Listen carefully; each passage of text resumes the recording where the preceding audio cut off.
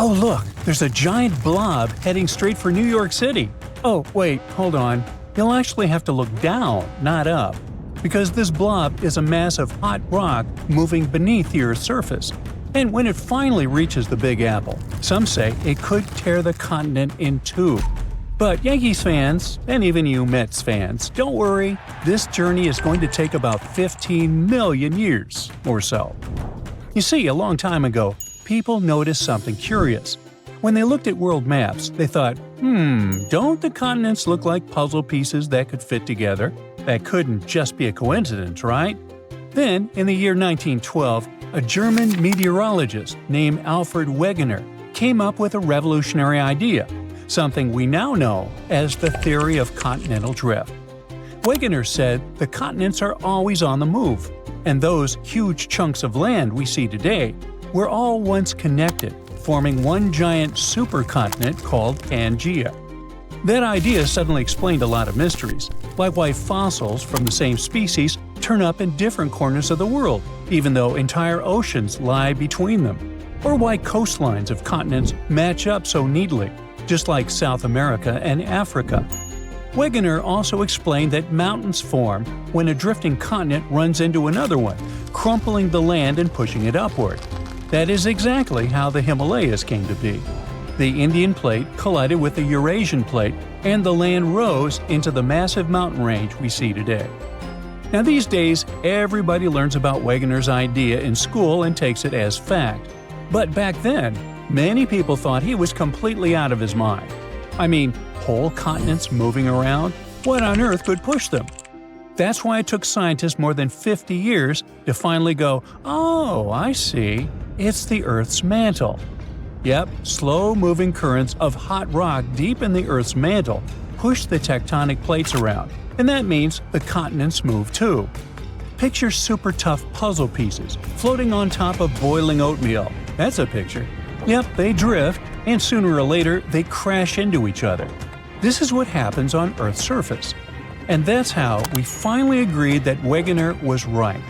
But what if I told you that might not always be the case? Some experts agree that the supercontinent Pangaea started breaking apart about 200 million years ago. And that's how we ended up with the world map we know today. But a recent study is challenging part of that idea.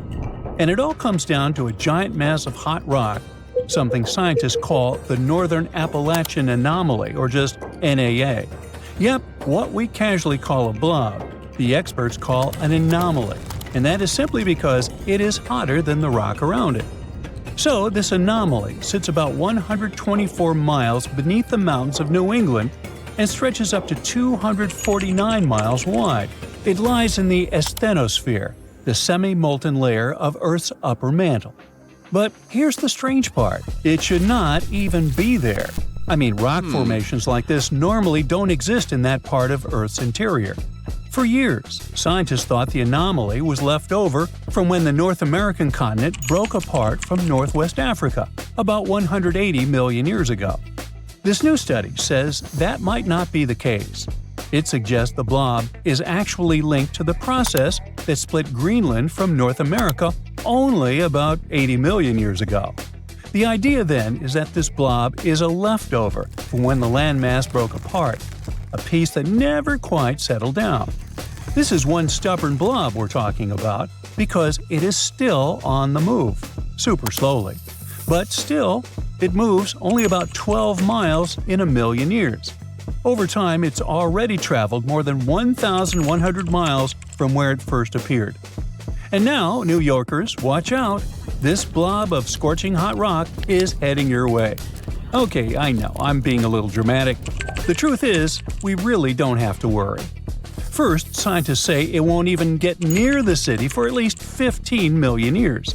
And second, even though we call it a blob, it is not something gelatinous. It is not oozing.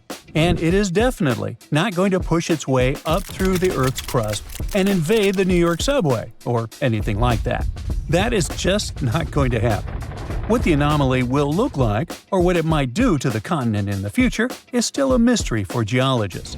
But they are pretty confident it will not have any real impact on human infrastructure or on our daily lives. It is not like lava that's suddenly going to burst through the floor of your house. That's because, at the end of the day, the blob is just rock. Like any rock you see on the street, only super high, enormous, and buried deep inside the earth.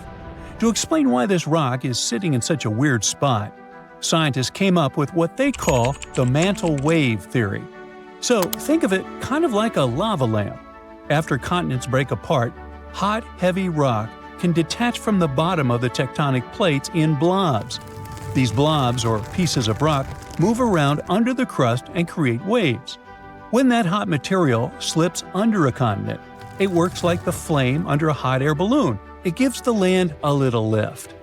Then, when continents stretch and split, space opens up underneath and semi-molten rock quickly fills in. Eventually, it cools down, gets heavier, and sinks. Meanwhile, hotter mantle material rises up and creates a warm patch called a thermal anomaly.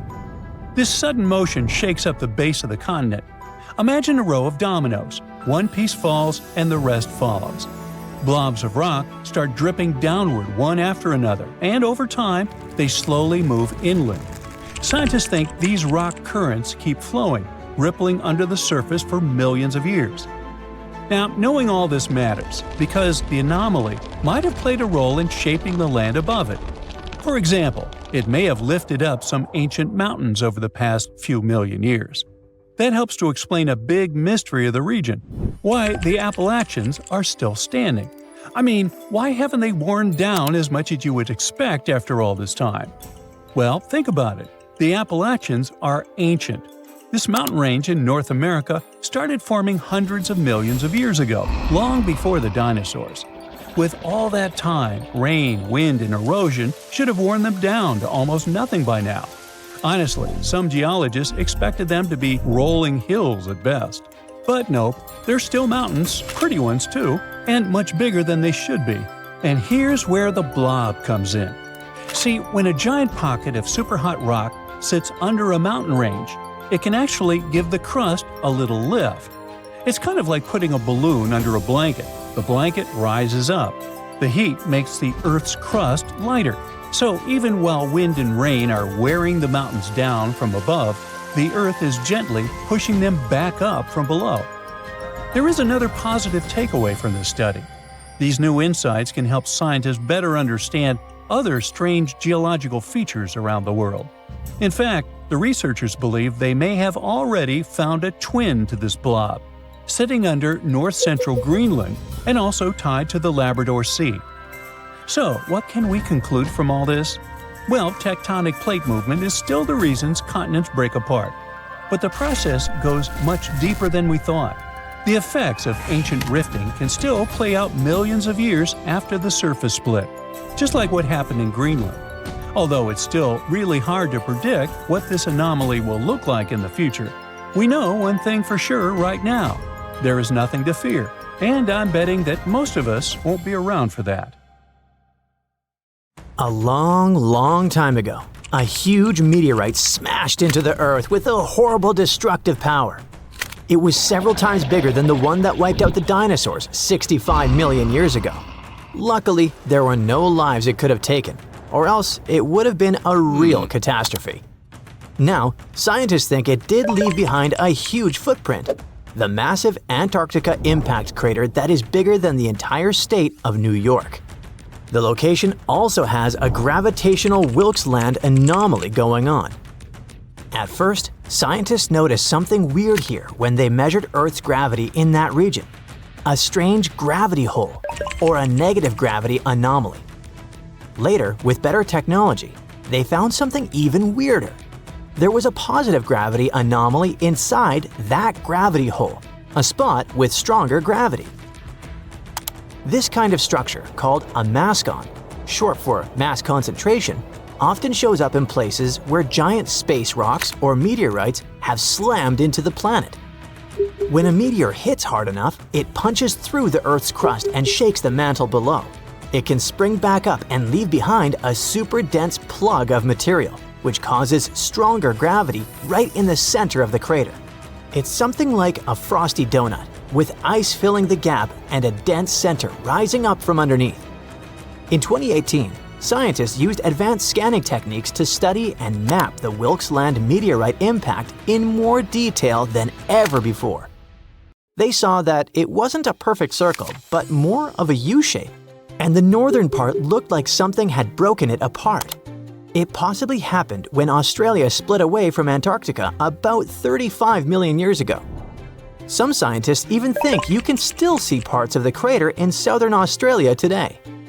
This clue also supports the idea that the giant crater under Antarctica formed before the continents broke apart. There have been different ideas about what created this strange formation. Some said it might be a volcano or an eroded valley, or even a sedimentary basin. That is a place where sediments build up over millions of years. But many scientists now believe the most likely explanation is a massive meteor impact. It was possibly one of the biggest to ever hit Earth. A 2015 study even estimated the age of the crater as its size matches the kind of space rocks that smashed into Earth between 4.1 and 3.8 billion years ago.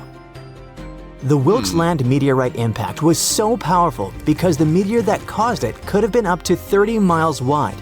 That's 4 to 5 times wider than the Chicxulub meteor that wiped out the dinosaurs 66 million years ago.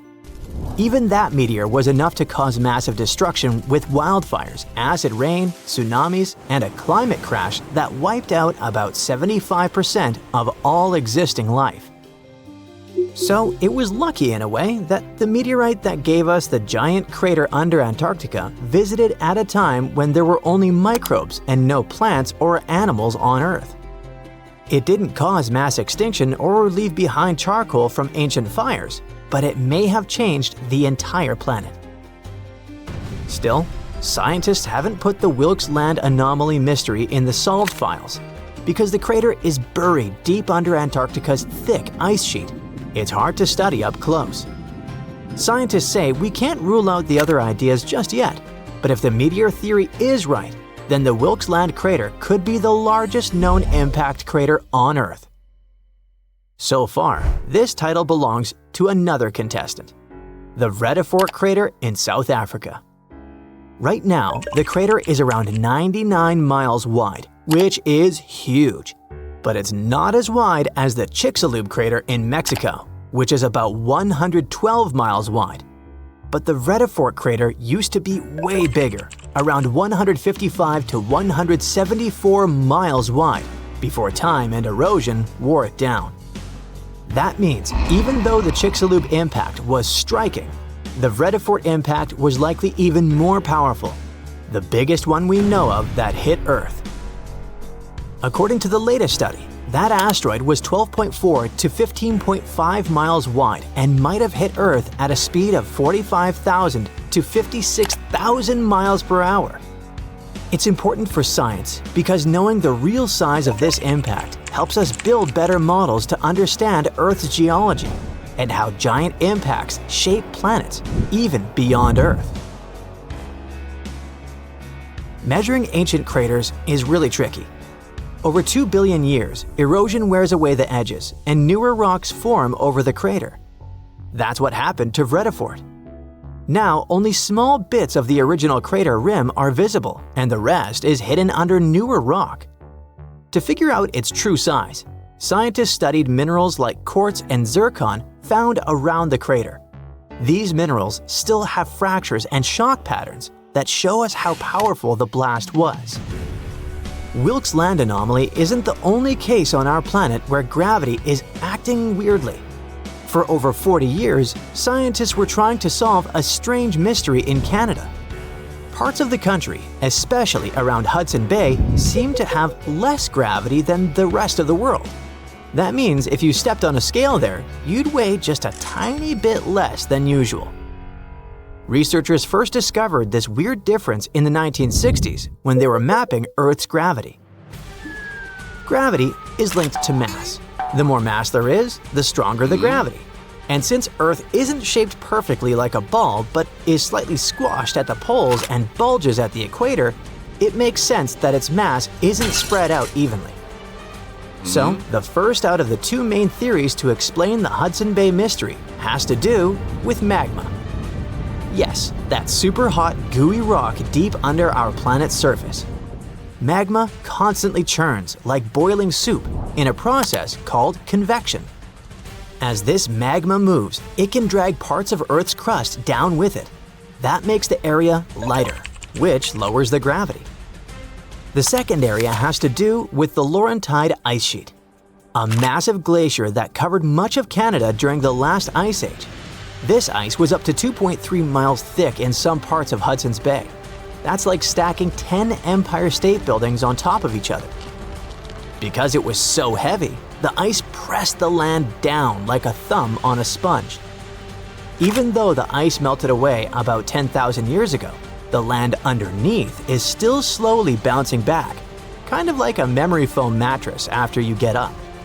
This slow rise is called glacial rebound, and it's happening at less than half an inch per year. Until the land fully bounces back, which could take 5,000 more years, it will continue to have less mass, and that means less gravity. Both of these theories are right. To figure this out, scientists used super advanced satellites, which floated around 300 miles above Earth for several years. These satellites flew in pairs and detected how far apart they were pulled as they passed over areas like Hudson Bay to measure tiny changes in gravity. When the front satellite passed over a low-gravity area, it drifted just slightly, and that change was recorded. Thanks to this research, scientists created detailed maps showing what Hudson Bay looked like during the last ice age. They discovered two huge bulges on the west and east sides, where the ice was thickest. And those spots have the weakest gravity today. The effects of this are still visible, and while sea levels are rising in most parts of the world, the land around Hudson Bay is rising so fast that sea levels there are actually dropping. Solving mysteries like this or the Antarctica impact crater anomaly gives scientists amazing insights into the past of our planet. And by understanding how past changes in temperature and geology affected Earth, scientists can predict how today's human activity can impact our future. Hey, quick question. How many continents are there? 7? Maybe 5? There's no correct answer. According to different approaches, the range is between 4 to 7. But it might actually be as many as 8. Chances are, a lost continent has recently been found between Greenland and Canada. This new continent discovery could also potentially be the key to how microcontinents form. What does this all mean, and what makes this hidden landmass near Greenland so important? Now, if you're like me, and if you are, then there's 2 of us, when you hear the word continent, you probably think of land like Europe or Africa, places above water where people live. But in science, a continent isn't about being above sea level. It's about what the land is made of. Earth's outer layer, called the crust, comes in 2 main types, continental and oceanic. Continental one is thicker, lighter, and made of different types of rock, like granite. The oceanic crust is thinner, heavier, and made mostly of dark volcanic rock. Now, the discovery under the Davis Strait between Greenland and Canada appears to be a piece of continental landmass, even though it's under the ocean. Scientists call it a proto-microcontinent because it began to break off from a larger terrain millions of years ago, but never quite made it. As tectonic plates slowly shifted, the Earth's crust in this region stretched and cracked. One chunk started to split away, but for some reason, the process stopped. It didn't drift off like a full continent, and it didn't sink like ocean crust either. Instead, it stayed right there, floating beneath the waves all this time. This makes it different from true microcontinents, like Zealandia, which have completely detached and now exist as separate tectonic blocks. Zealandia is a submerged microcontinent near New Zealand. About 94% of it lies underwater, but because it's made of continental crust, many geologists say it qualifies as Earth's 8th continent. However, Zealandia is still debated because it's too big to be a microcontinent, and there's no official global body to define its status. There's no global organization like the UN or some kind of international geology council that can declare, hey, this is a new continent. Unlike Madagascar, which is fully above sea level and widely accepted by geologists as a classic example of a microcontinent, Zealandia is still waiting for a proper label. I know you're probably wondering, isn't Madagascar an island? The simple answer is, it's both. It's the fourth largest island in the world completely surrounded by water, but it's also geologically considered a microcontinent because it broke off from the supercontinent Gondwana around 88 million years ago and is made of continental crust, not oceanic crust. Unlike volcanic islands like Hawaii, this isn't just built from lava. It's a real piece of ancient continental crust. So Madagascar checks both boxes: island by geography, microcontinent by geology. And that's exactly why these discoveries can be fascinating. Just like Madagascar stands out above the waves, this newly discovered landmass under the Davis Strait stands out beneath them, thanks to its unusual structure. What makes it stand out is its unusual thickness. Most of the ocean floor is thin, like metal. This is more like packed clay, layered with continental materials. Underneath this cozy comforter, scientists discovered some odd layers of rock, unusual because they're not where they should be. These layers act more like the materials found on continents rather than those typically seen on ocean floors. There are hints of granite-like formations and distinct magnetic properties, which suggest that this stuff is similar to what makes up dry land. The size is also remarkable. The proto-microcontinent is about 12 to 15 miles across, which makes it roughly the size of a mid-sized city, like Manhattan Island at 6,500 feet underwater. The fact that it sits right under the Davis Strait, one of the widest ocean passages on Earth, makes it one of the largest submerged continental fragments we've found. According to researchers, this landmass began to form between 58 and 49 million years ago, when Greenland and Canada were slowly drifting apart. Maybe they just weren't getting along. Hey, it happens. As they pulled apart, the crust under the Davis Strait stretched, and one of the main fault lines shifted. But the breakup didn't finish. Around 48 million years ago, the rifting stalled and Greenland's motion away from Canada slowed dramatically when it later bumped into Ellesmere Island. It's like a car swerving off and then back onto the freeway, a turn that was never completed. That's basically what happened. A chunk of land got stuck between the motion. It didn't float off into the ocean like a new continent, and it didn't get pulled down into the earth either. It just stayed where it was, stranded beneath the water. But that's not all. This chunk has its own fault system, and scientists say it actually looks like a miniature version of the San Andreas Fault in California. Now, a fault is basically a crack in the Earth's crust where sections of rock slide past each other. Think of it as a place where the Earth's surface split and tried to slide sideways. In California, this movement still happens today and can cause earthquakes. But under the Davis Strait, it's a different story. The movement started, then suddenly stopped, like hitting pause in the middle of a big shift. It's a frozen moment in the planet's past, preserved right beneath the waves. For geologists, that makes the microcontinent under Davis Strait incredibly valuable. That sudden pause in motion helps explain why some chunks of land break away cleanly, while others twist, stall, or disappear. But this isn't just academic. By studying how continents break apart or stall, scientists can better predict future shifts in land, fault lines, and seismic activity. And predicting earthquakes and geological hazards could prove quite valuable to everyone. Knowing how microcontinents form could help us anticipate how the planet's surface might shift over millions of years, which affects everything from climate models to resource availability. But even just the technological advancement needed for such discoveries is greatly beneficial. The same tools used to map this hidden land are used for oil exploration, laying undersea cables, climate monitoring, and even search and rescue missions.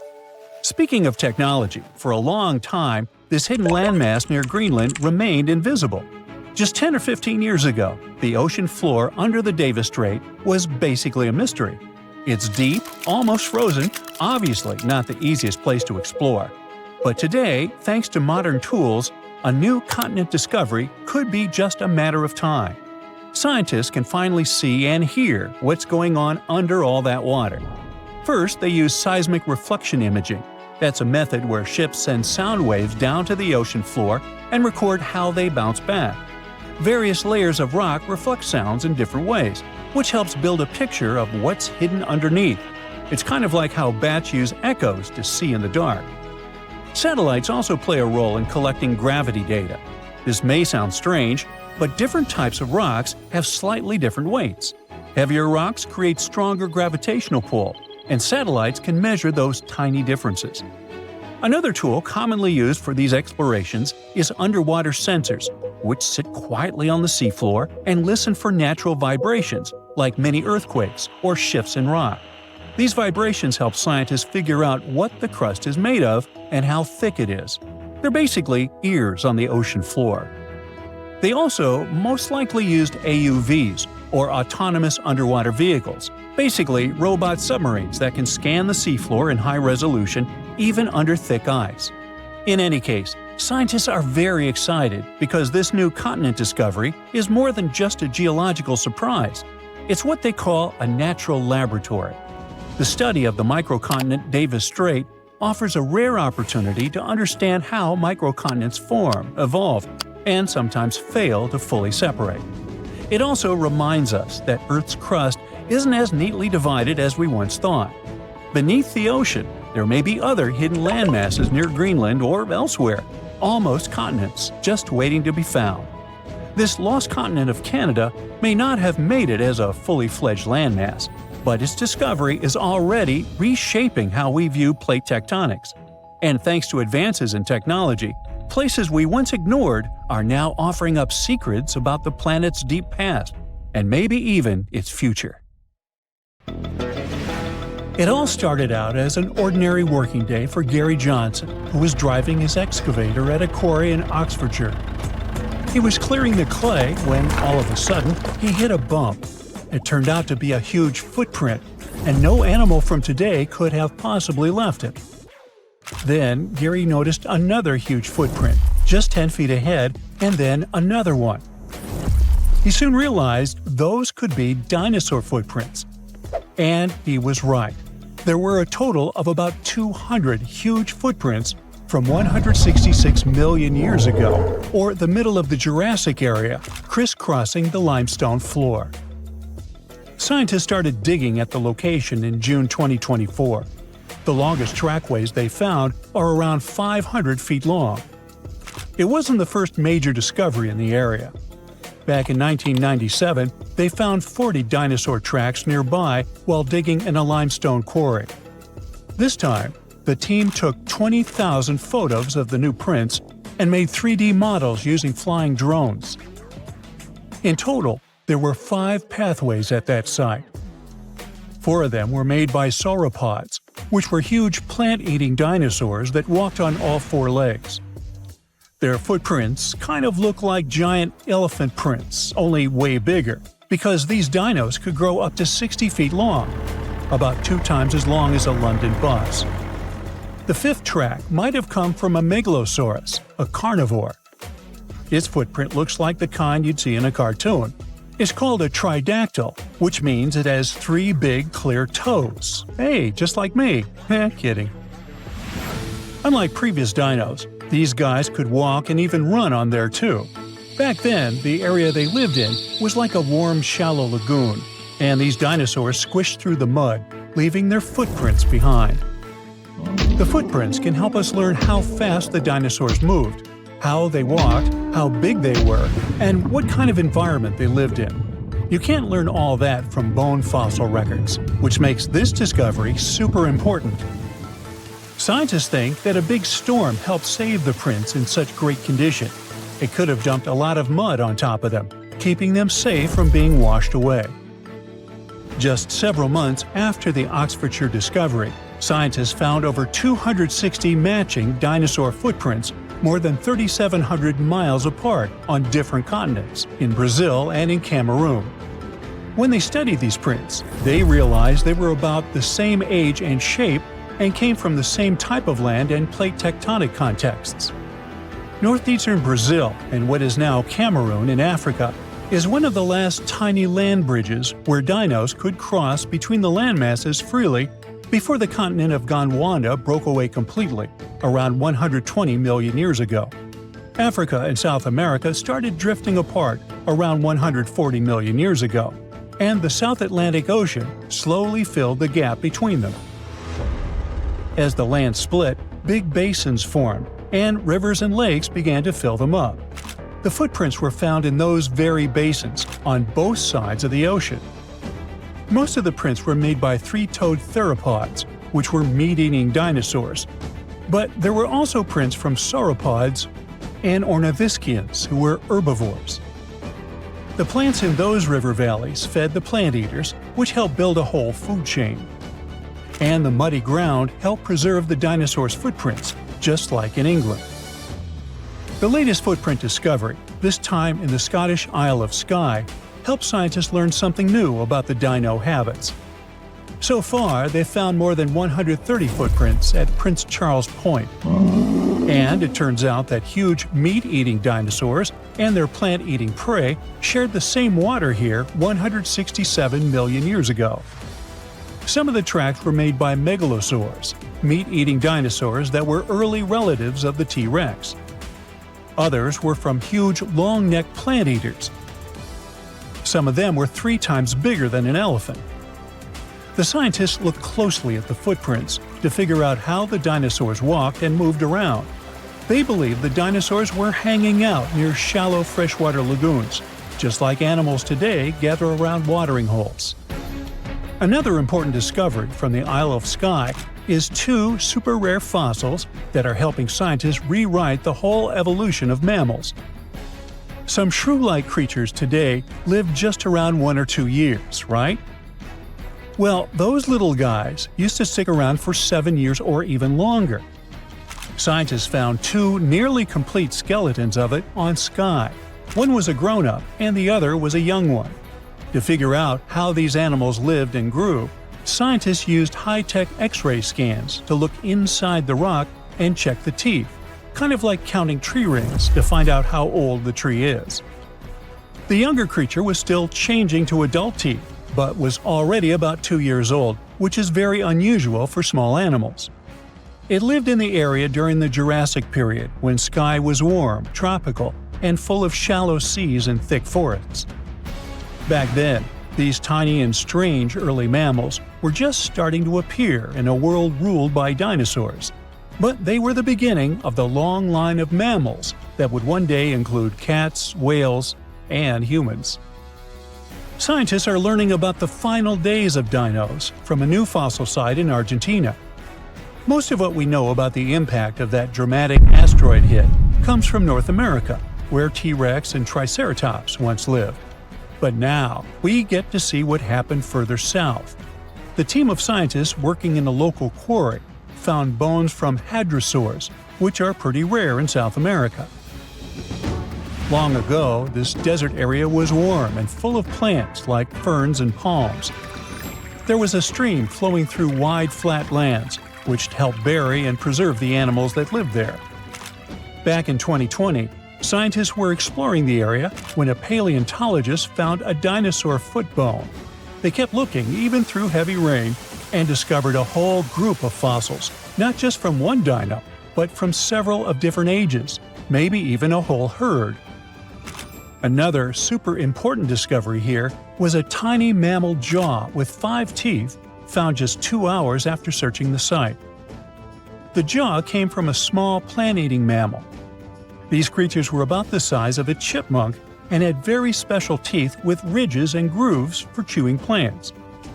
This was the first time a mammal jaw had ever been found in that whole area, and it made scientists realize the site could tell them more than just dinosaur stories. The team also found a tooth from another dinosaur and a claw from a smaller predator. All the fossils found here could help answer some big scientific questions, like were the dinosaurs already slowly disappearing before the asteroid hit, like they probably did up north? And what happened to the animals that survived the asteroid hit? Several years ago, scientists found another fossil, this time encased in amber, that came back from a time when dinosaurs walked the Earth. The world looked very different. But it also had some surprising things in common with today. Back then, the night skies were also lit up by glowing fireflies, and the dinos probably watched them like we do. The amber is 99 million years old, and this special firefly is only the second one ever found from the Mesozoic era. Finding these kinds of fossils is really hard, because fireflies have soft bodies that don't turn into fossils very well. That makes it tricky for scientists to figure out exactly how and when these beetles started to glow. But now, thanks to the newly found firefly, they believe the glowing started at least 100 million years ago. The fossil helps fill in the gaps in the evolution of fireflies and their ancestors. It shows that important parts, like their glowing bellies, have stayed the same since the middle of the Cretaceous period. New Zealand is located in the Southwest Pacific, and it isn't just a country of mountains, the world's quirkiest creatures, and hobbit holes. But here's another cool fact. New Zealand sits on top of a hidden continent that's 94% underwater. That's right, just the tip of a sunken landmass more than half the size of Australia. And with sea levels rising, one question keeps, surfacing. Is it possible that all these remarkable creatures will need swimming lessons one day? Zealandia is a sprawling, drowned continent stretching from New Zealand to New Caledonia. This underwater region has mountains, valleys, and its own geological personality. But wait, how can something underwater be called a continent? Well, it turns out being underwater doesn't disqualify you from being a continent. It just makes you harder to spot. Most people think of continents as giant land masses you can walk on. But geologists don't define continents by what's above water. They define them by what they're made of. You see, most of Earth's crust is oceanic, thin, dense, and made of basalt. However, continents sit on continental crust, which is thicker, lighter, and much older. That's the case with Zealandia. Even though it's mostly submerged, it's composed of the same kind of crust as Australia or South America. It has mountain ranges, sediment basins, fault lines, it's not your fault, and even fossils that prove it once had forests and land creatures. Zealandia was above sea level during the age of dinosaurs, and while we haven't found a raptor-like theropod skeleton yet, there's no reason to believe we won't. So how was this discovery made? Since most of Zealandia sits about 1/2 to 1.5 miles underwater, it wasn't easy. We can't drain the region like a bathtub just to take a look. So the answer had to be technology. Scientists used satellites to calculate tiny changes in Earth's gravity to spot what was hiding under the waves. Yep, fun fact, there are satellites that can measure gravity now.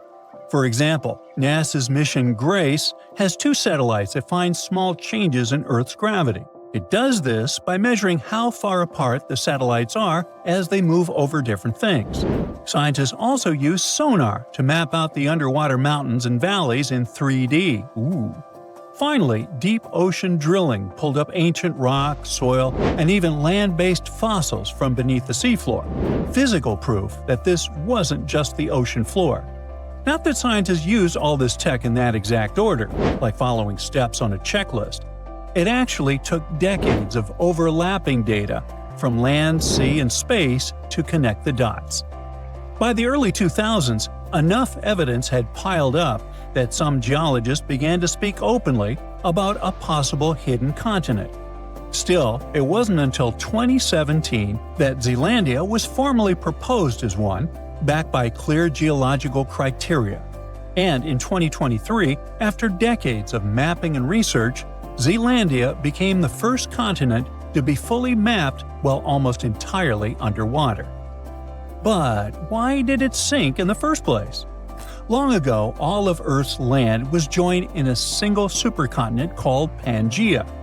Around 200 million years ago, yeah, I wasn't around then, it began to split apart.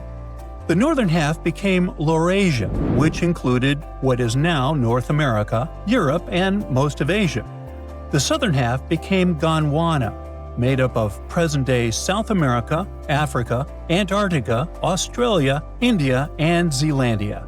About 85 million years ago, Zealandia broke off from Gondwana. It used to be connected to Australia and Antarctica, but when it split, its crust became too thin and stretched out. That made it less sturdy and more prone to sinking. You can think of it like a piece of ice that floats lower in the water after it breaks off a bigger chunk. Over time, tectonic forces, like plate movement and the loss of its deeper support, caused most of it to sink. It didn't just sink because it was weak, but because it was pulled down by Earth's shifting plates. It settled lower into the mantle because it didn't have the structure to stay higher up. Today, only the highest ridges, like New Zealand, remain above water. That's kind of cool to think about. If Zealandia had never sunk, Wellington would be somewhere up to 9,800 feet high. That's higher than Aspen, Colorado. Now, we know New Zealand is packed with weird and wonderful animals, birds that can't fly, bugs that glow, sheep that outnumber people. But what about its underwater world? Is it just as special? Actually, yeah. And honestly, maybe even cooler. Zealandia's sunken edges are home to marine life that's just as unique and isolated as the wildlife on land. We're talking thousands of species that evolved in near total obscurity, tucked away on a submerged continental shelf. Think of it as Earth's secret underwater lab. This is all thanks to diverse temperatures and over 50 different habitats in coastal regions alone. Take fish, for example. Some are delicious. But around 300 species found in these waters are endemic, meaning if you don't live near New Zealand, you'll never see them. This cute little fish is called southern lemon sole, and it stands out with its asymmetrical, pancake-like body and the odd habit of burying itself almost completely in sand, leaving just its eyes poking out. And the deeper you go, the stranger it gets. Zealandia's underwater slopes and canyons have creatures that feel like they were designed during a power outage at the Evolution Lab. My favorite is carnivorous sponges. Yep, sponges that eat meat. There are also sea daisies, which are small, flat, round creatures that don't seem to fit neatly into any specific family of animals. Scientists have discovered these unique little animals hanging onto sunken wood more than half a mile deep in the ocean. They're so unusual that researchers almost created a separate category just for them in the echinoderm family tree, which includes other marine life like starfish and sea urchins. And then there's the New Zealand scampi, a lobster-like crustacean that lives in muddy burrows on the ocean floor. This creature snacks on jelly-like blobs, ghost sharks, and pretty much anything that floats by. Even seaweeds are unique there, although they're not as cool as predatory sponges. Oh, by the way, an interesting fact about the regions close to New Zealand is that they hide active underwater volcanoes. The most famous one is called Brothers Seamount. It's located about 210 miles northeast of New Zealand. It's a massive underwater volcano with a crater at the top, constantly bubbling with heat and chemicals. What makes it fascinating is that these vents, called black smokers, support ecosystems that don't rely on sunlight. Instead, bacteria use chemicals like sulfur to produce energy, a process called chemosynthesis. These bacteria form the base of a food chain that includes species like tube worms and deep-sea shrimp, which are adapted to survive in extreme heat, pressure, and complete darkness. That's not typical for most ocean life, which depends on photosynthesis and stable conditions. Brothers Seamount is also loaded with metals like copper and zinc, making it scientifically valuable and, potentially, commercially tempting. So it goes without saying that Zealandia is incredibly important to scientists. It offers a unique window into Earth's geological and biological history. It's like a time machine and a natural lab that helps scientists piece together Earth's history. So, in the end, could New Zealand end up underwater due to water levels rising naturally with each century? If you're imagining New Zealand slowly disappearing beneath the waves, like a real-life Atlantis myth, don't. Even with sea levels rising, that kind of full-on submersion just isn't likely, even in the worst-case scenario. New Zealand's tallest point Mount Aoraki stands over 12,000 feet above sea level. For the ocean to cover that, it would need to rise by more than 2 miles. And unless Earth suddenly turns into a water balloon, that's not happening. Okay, but what about sinking? Could it sink like Zealandia did? Zealandia sank because it had a thin, stretched-out crust. It didn't have the strength to stay up. But New Zealand? It's sitting on the sturdy, lifted backbone of the continent. In fact, thanks to tectonic plate collisions, parts of it are actually rising every year. And not just rising, shaking too. Zealandia has active tectonic plate boundaries, which is why the region gets so many earthquakes and volcanic events. So, while Zealandia may be almost entirely underwater, New Zealand is holding its ground, literally. In other words, the Kiwi won't need swimming lessons anytime soon. Now, history teaches us that the supercontinent existed a long time ago, around 300 to 273 million years back. At that time, all the continents on Earth were buddies and hanging out together. They formed an amazing crew called Pangaea, or Pangaea if you're feeling fancy. The name comes from a Greek word which means all the Earth. Pangaea also had a massive water neighbor called Panthalassa. So our entire world was a huge piece of land surrounded by a huge piece of ocean. The megacontinent looked like a giant sea, stretching between the tippy top and bottom of our planet. But as stories go, things change. About 200 million years ago, in the early Jurassic epoch, like dinosaur times, Pangaea decided to throw a breakaway party. Forget about the old ideas of continents just drifting around like big icebergs. It split up into smaller chunks, forming the continents we know today. Oh, and it created the Atlantic and Indian Oceans as a bonus. Pangaea's tale was first told by a German weather expert named Alfred Wegener in 1912. But how did he learn about something that happened so long ago? Imagine the Earth's core as a big, cozy fireplace, giving off heat. This heat creates special swirling currents in the Earth's outer shell. We can think of it as the Earth's crust, which looks like a big puzzle with many puzzle pieces. The hot currents make these puzzle pieces, called crustal plates, move around. Sometimes they push apart, sometimes they crash into each other, and sometimes they slide past one another. It's like a fantastic dance party that goes on beneath our feet. One day, Wegener looked at the shapes of the continents and thought that, hey, those coastlines of South America and Africa kind of fit together. And they really did. So he imagined that way back, all of the continents hung out together as one big landmass. But he couldn't just go and say that without any proof. So, how do we know Pangaea really was a thing? Well, there are some clues that brought us to this amazing discovery. One clue is like when you put a puzzle together and the pieces fit just right. Take a look at the shapes of today's continents. You'll notice that they could fit together almost like a perfect match.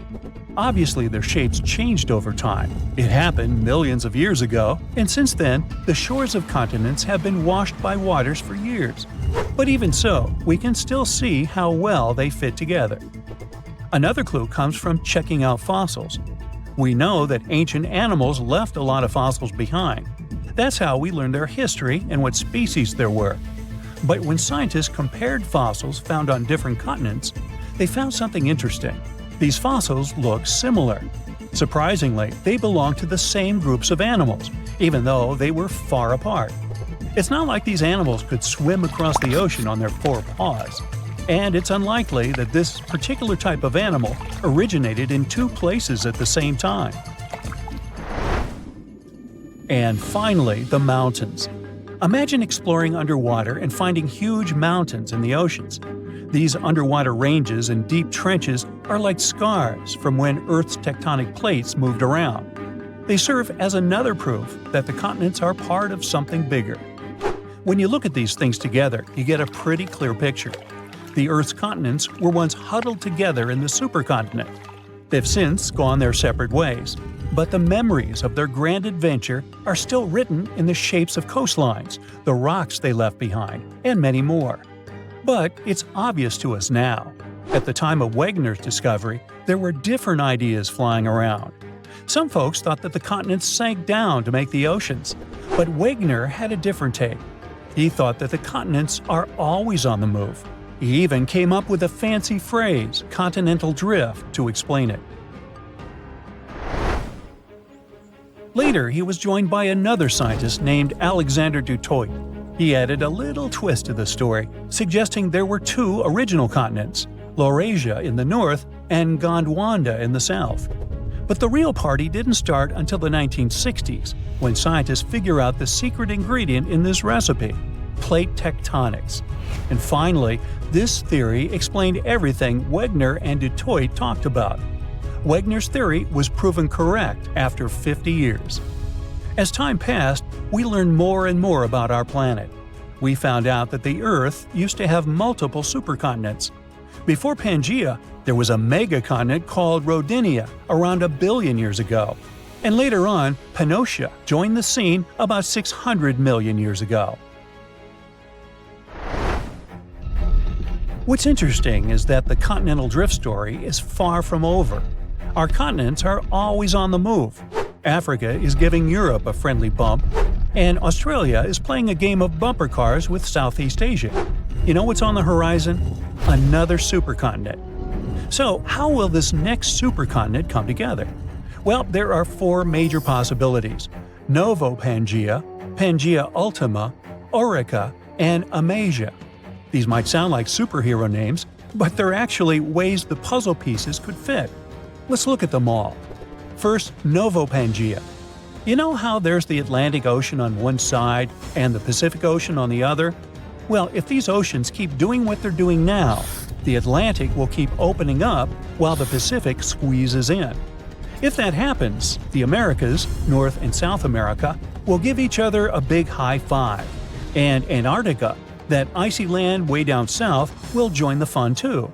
It'll be drifting northward. Next, Pangaea Ultima. In the future, the Atlantic Ocean might get tired of being so wide. It might decide to slow down and shrink a bit. The Americas and the northward drifting Antarctica will probably crash into Africa and Europe. And just like that, a brand new supercontinent forms. There are these spots where the ocean floor is sliding underneath the land. It's like a secret underwater passage. These spots are called subduction zones. So, if these secret tunnels will be spreading and spreading all along the east coast of the Americas. The Americas, Europe, and Africa might come together again, and they'd form a supercontinent. This supercontinent would be surrounded by the Pacific Ocean. The next possible supercontinent is Orica. In this scenario, the Pacific and Atlantic Oceans might decide to take a nap and close up. But don't worry, because when one door closes, another opens. In this case, a whole new ocean would pop up to replace them. Imagine a big crack in the ground cutting through Asia, like a zipper opening up. This crack is called the Pan-Asian Rift, and it would become a brand new ocean. With this new ocean comes a new supercontinent, Orica. Australia is currently drifting northwards, like it's trying to find a nice spot at the center of our planet. East Asia and the Americas might join in from both sides. After that, Europe and Africa might link up with the Americas, and boom, Orica. And finally, Amasia. It might form if some of the tectonic plates go north. They can take continents like Africa and Australia along for the ride. They'll be hanging out around the North Pole. All the continents except Antarctica might come together. And even though they might gather around the North Pole, they won't close off the oceans. The Atlantic and Pacific Oceans would still be open for business. How this grand reunion happens depends on the Earth's tectonic movements. So far, we believe that Novo Pangaea is the most likely scenario.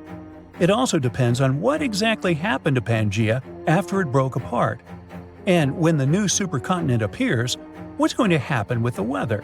How will the ocean behave? And what about the animals and plants? These questions all light up our minds. Who knows? Maybe someday our descendants will look at the world map and see this incredible journey come full circle. So keep asking curious questions and stay tuned for the next 100 million years. Do you know how many continents there are on Earth?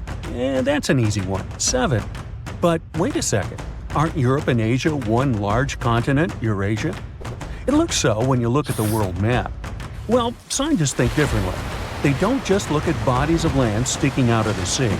Geoscientists study the types of rock that continents are made from. When you see the world from their perspective, the number of continents actually increases. Yes, they are not a myth. Lost continents exist, or at least they used to. They are hiding under other land masses. Peekaboo! Researchers have recently discovered one continent just like that. It's called Greater Adria. Sound familiar? Yes, it has something to do with the Adriatic Sea. This lost continent is completely buried under Europe. It collided with Europe and started to sink under it a long time ago. Today, it lies beneath Italy, Greece, and the Baltics. Its size and even shape match that of Greenland, the world's largest island. But how did geoscientists find Greater Adria?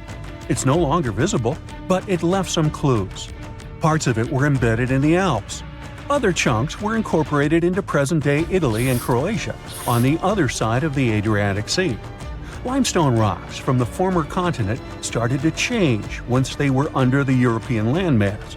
Tremendous heat and pressure spread over tens of millions of years changed their structure.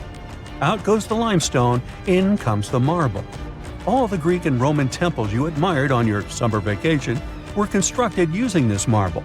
It was sort of a going-away gift from a long-lost continent. Greater Adria camouflaged itself well for thousands of years, but other lost continents were hiding in plain sight. Have you heard of Earth's 8th continent, Zealandia? Probably not, because it sits under the surface of the Pacific Ocean. 95% of Zealandia is now underwater. Can you guess where exactly? Its name is a good hint – under New Zealand. If you open Google Maps, you can see its outline. Look for a lighter shade of blue in the ocean. It should stretch from New Caledonia to New Zealand. This bump in the ocean floor used to be above sea level. It was about 2/3 of Australia and more than twice the landmass of Greater Adria in size. We can spot Zealandia today because it hasn't sunk too low, and that's the best way to discover other lost continents. Imagine the Earth without the oceans. The bottom of the sea isn't flat. There are mountains and trenches. You could put Mount Everest in the deepest of them, and there would still be 7,000 feet between it and sea level. This trench got so deep because of a geological process called subduction. The Pacific Plate got under the Philippine Plate. Earth's crust is made out of those plates that float in a sea of molten rock. Then they bump into each other, one goes down while the other one rises. That's how Greater Adria ended up under the European continent. Our planet is constantly on the go. We don't notice this process because it happens deep beneath our feet. 120 million years ago, Australia and Antarctica were a single piece of land. Yep, the coldest and one of the hottest places on Earth were once the same territory. Antarctica said goodbye to Australia, but it didn't leave empty-handed. Today, there is an oceanic plateau in the Indian Ocean. The word plateau comes from French, and it means elevated flatland. And the name of this land sounds like the title of a Hollywood movie, Broken Ridge. Long ago, it was connected to another lost continent. Scientists believe that it made a land bridge between India and Antarctica. What was this land like? The answer possibly lies in a tiny archipelago in the southern Indian Ocean. These islands are all that is left of an ancient landmass. They have a cold climate. The islands feature glaciers because they're so close to Antarctica. But in the past, the climate must have been temperate with plenty of rainfall. The animals and plants would have been similar to those that we find in tropical regions today. The lost continent's landscape probably resembled that of New Zealand. Now, while we're in the area, can you guess which continent the island state of Madagascar once belonged to? If you guessed Africa, sorry, you were wrong. Hey, don't feel bad. Look up and to the right of the map. The correct answer is India. Some 120 million years ago, I wasn't around then, India separated from the African continent and went northeast. Madagascar wasn't quick enough and ended up as an island off the southeast coast of Africa. But there is evidence of an even greater landmass, the lost continent of Mauritius. Scientists found traces of the ancient landmass under the island of Mauritius. Today, it's a tourist hotspot, but millions of years ago, it was a real hotspot, volcanoes and all. That's how scientists were able to retrace the steps of Mauritius. They found a mineral that exists in rocks which lava spews out after an eruption. The long-lost land once covered the area from Mauritius to the west coast of India. Imagine if that land existed today. It would form a great mix of Indian and African cultures. The local dishes would definitely be spicy. Now, speaking of spicy, have you had Indonesian food recently? Just 50,000 years ago, Southeast Asia looked much different. There was no Sumatra, Borneo, Java, or even Australia. Just Sunda and Saul, two continental masses that were divided by a deep water trench. You had the extension of mainland Southeast Asia on one side and the Greater Australia on the other. Back then, Bali stood at the southernmost tip of Asia. Biologists were among the first scientists to notice the split. Species develop differently on Sunda and Sahul. That's why Australia has unique animals, such as the kangaroo, wombat, and platypus. And did you know that a giant kangaroo once roamed the island of New Guinea? That's because, up until the end of the last age, there was a land bridge to Australia. Today, the two islands are separated by the Torres Strait, but it's quite shallow, less than 65 feet. It's a reminder that this was once a single landmass called Saul. Another ocean strait that isn't too deep separates Asia from North America. The Bering Strait sits today in the place of Beringia. This ancient landmass wasn't that big. It stretched 1,000 miles from north to south. That's just a third of the driving distance from Los Angeles to New York. Beringia was important for another reason. During the Ice Ages, it connected the whole world. Water levels were 300 feet lower than they are today. If they went even lower, you could walk from the Cape of Good Hope in Africa all the way to Cape Horn in South America. Talk about the ultimate backpacking route. Today, you can hop on an airplane and fly to pretty much any place on the globe.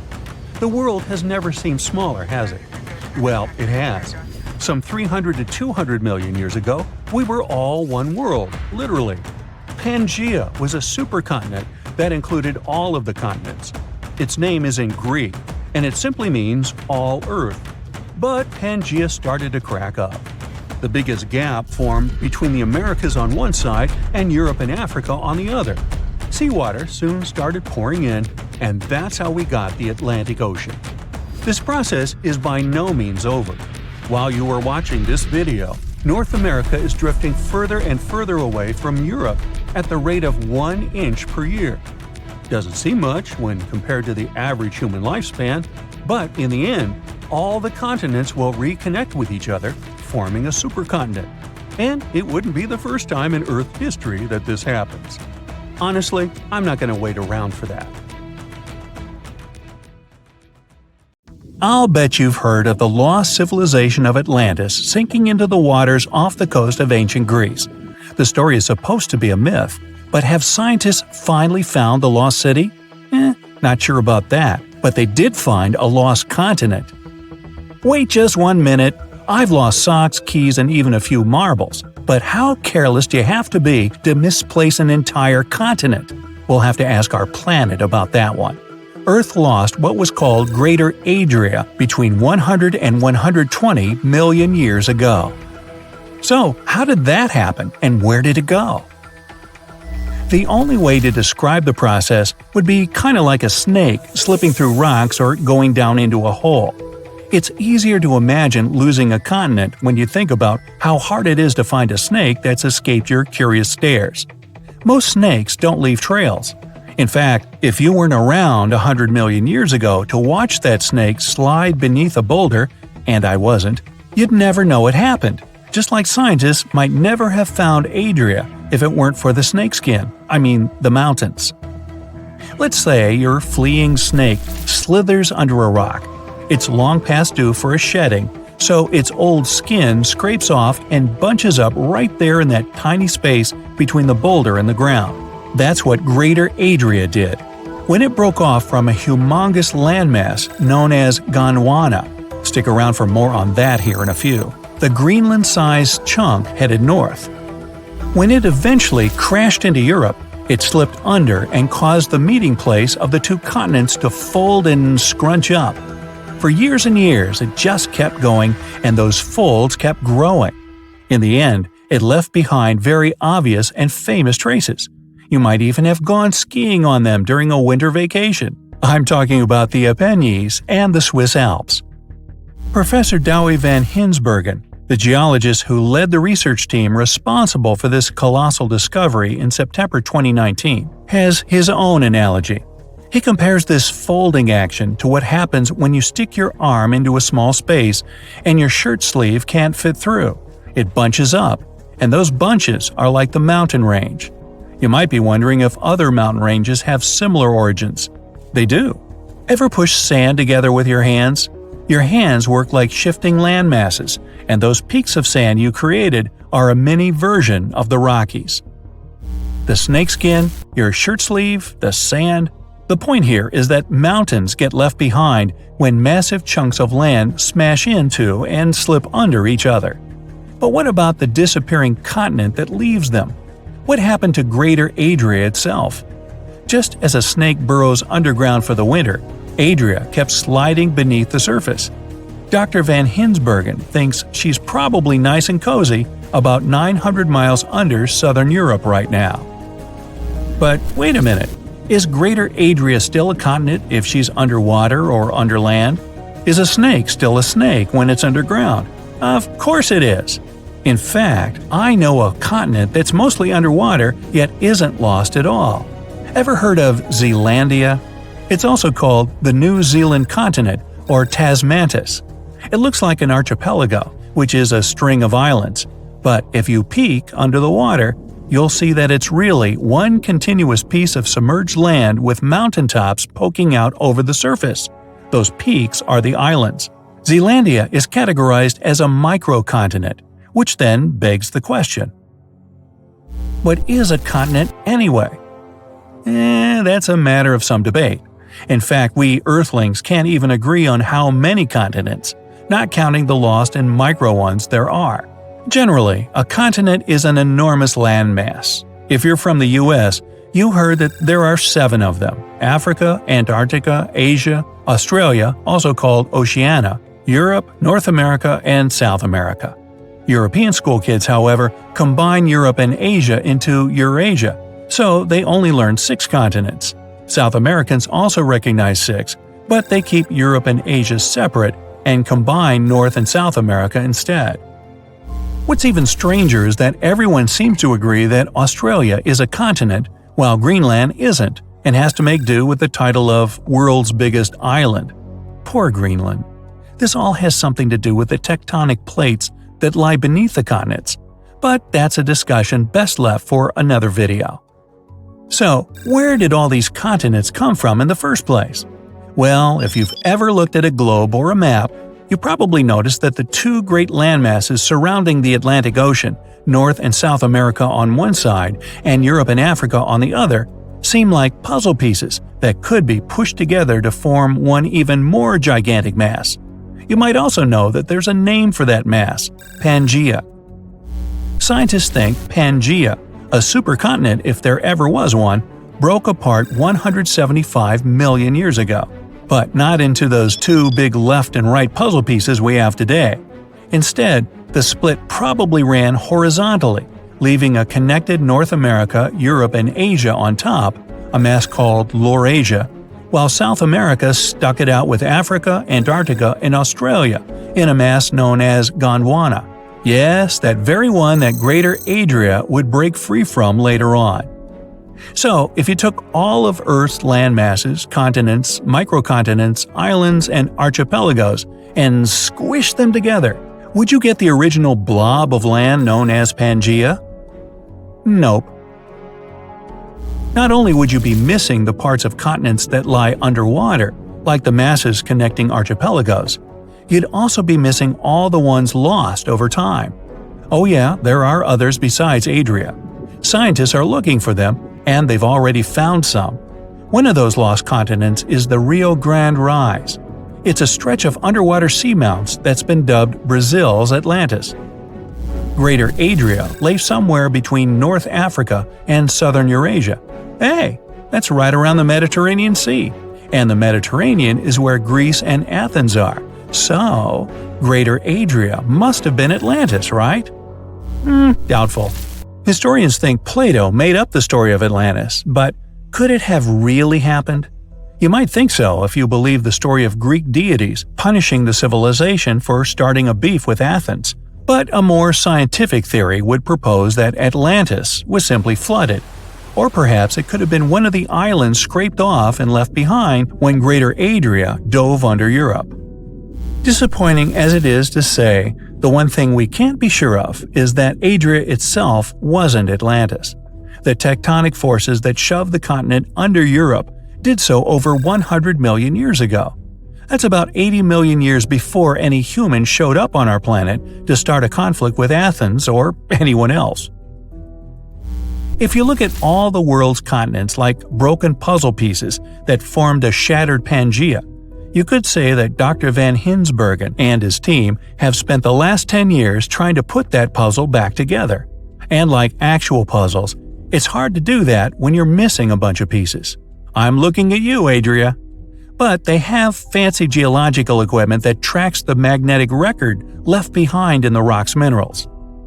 You see, every rock, stone, and mountain has a sort of imprint of the time and place it was created. It all has to do with the Earth's magnetic poles. They change every now and then in a process called geomagnetic reversal. So, in a nutshell, the specific magnetism of certain sediment and minerals works like a map and calendar. And that's how they know where Adria came from, where she ended up, and who she met along the way. By studying the magnetism of these samples, the team also found out another interesting detail. Greater Adria not only crashed into Europe, but she was also spinning on the way there.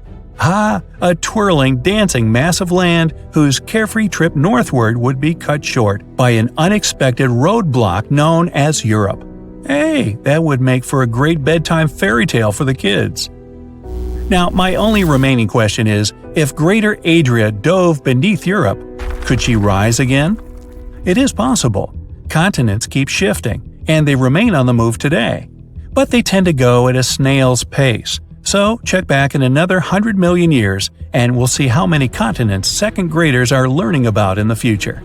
I won't be here, though. I'll probably retire. Scientists claim that Icelandia was a region between Greenland and Scandinavia that was more than 230,000 square miles, but is now underwater. The Earth was once a large pizza pie, with all the continents connected to each other millions of years ago, otherwise known as Pangaea. The North Atlantic region we know today was dry land from about 335 million to 175 million years ago. For many years, scientists and geologists assumed that the North Atlantic Ocean was birthed as Pangaea began to split apart roughly 200 million years ago. With volcanoes in the region where Iceland is, the country came to be just 60 million years ago as it broke off and sailed away from all the other lands. And since the Earth was like a large pizza pie, it divided like one.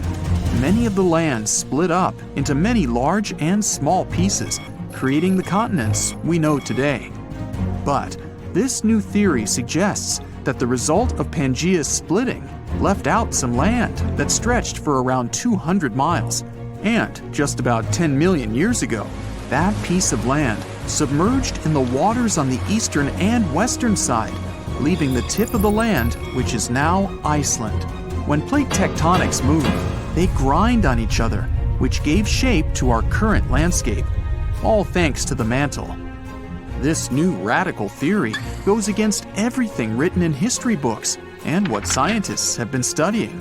They began shaking heads, drawing lots of skepticism and criticism. But by analyzing the ocean floor under Iceland and the Earth's crust, we can assume that this idea isn't far-fetched. The crust beneath Iceland happens to be a lot thicker than the typical ones. Oceanic crust is made up of unique melted rocks compared to the land crusts where we walk and live on, and is a lot more denser. The thinnest layer on Earth is the crust, where life takes place. It's essential for water, growing food, gathering natural resources and minerals, and breathing in oxygen. It sinks below to the bottom, but right above the Earth's mantle. It also refreshes itself, since it constantly gets recycled into the mantle and back up. This is why the rocks in the oceanic crust are around 25 miles thick, compared to just 5 miles anywhere else. This is also reasonable given that it's in a hotspot for volcanoes. Magnetic surveys of the ocean floor show layers of molten crust in stripe patterns. Also, given the fact that the Earth's magnetic field changed its polarity over millions of years, it played a role in shaping the foundation of our landscape.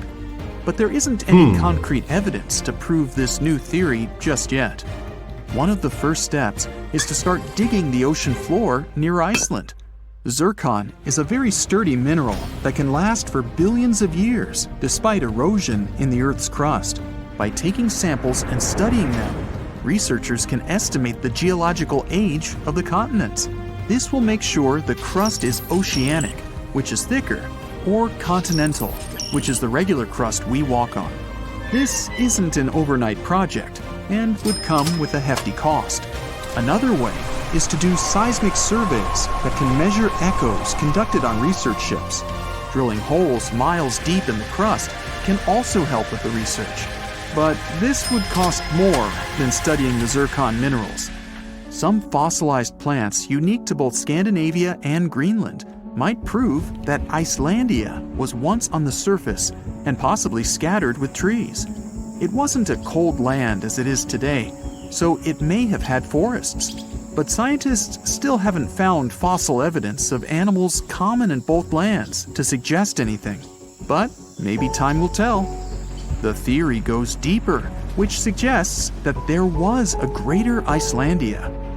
With Iceland, Ireland, Britain, Scandinavia, and Greenland all in one microcontinent, it could be a destination of winter enthusiasts and great for skiing. It could be possible to connect Canada to Greater Icelandia by train over the ocean, which would open up the economy even more.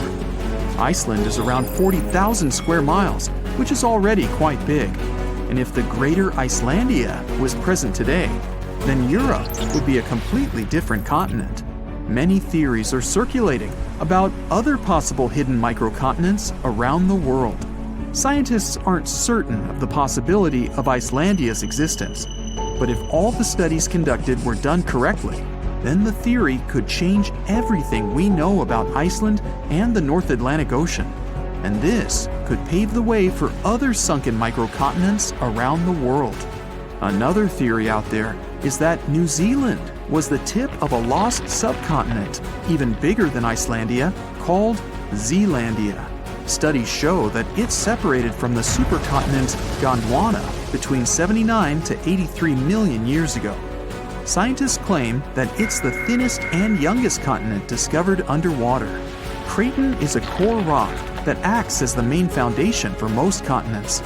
It's at least 1 billion years old, but the continental crust that makes up Zealandia is just half of that, which makes it quite young. That means some Craton is missing, even though it holds some leftovers of older rocks and parts of the mantle.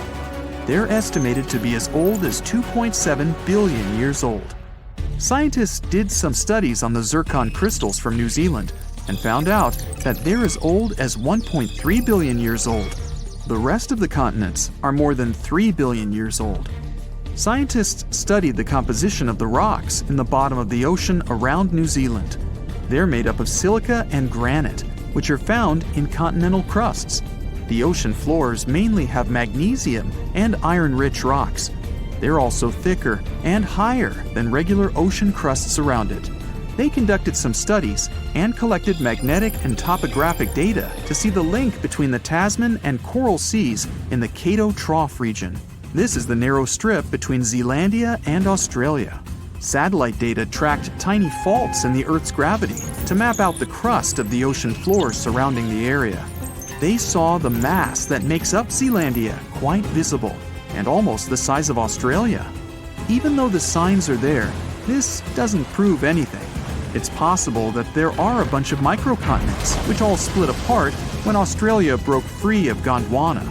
Back then, the supercontinent was made up of South America, Antarctica, Australia, Zealandia, Arabia, and the Indian subcontinent.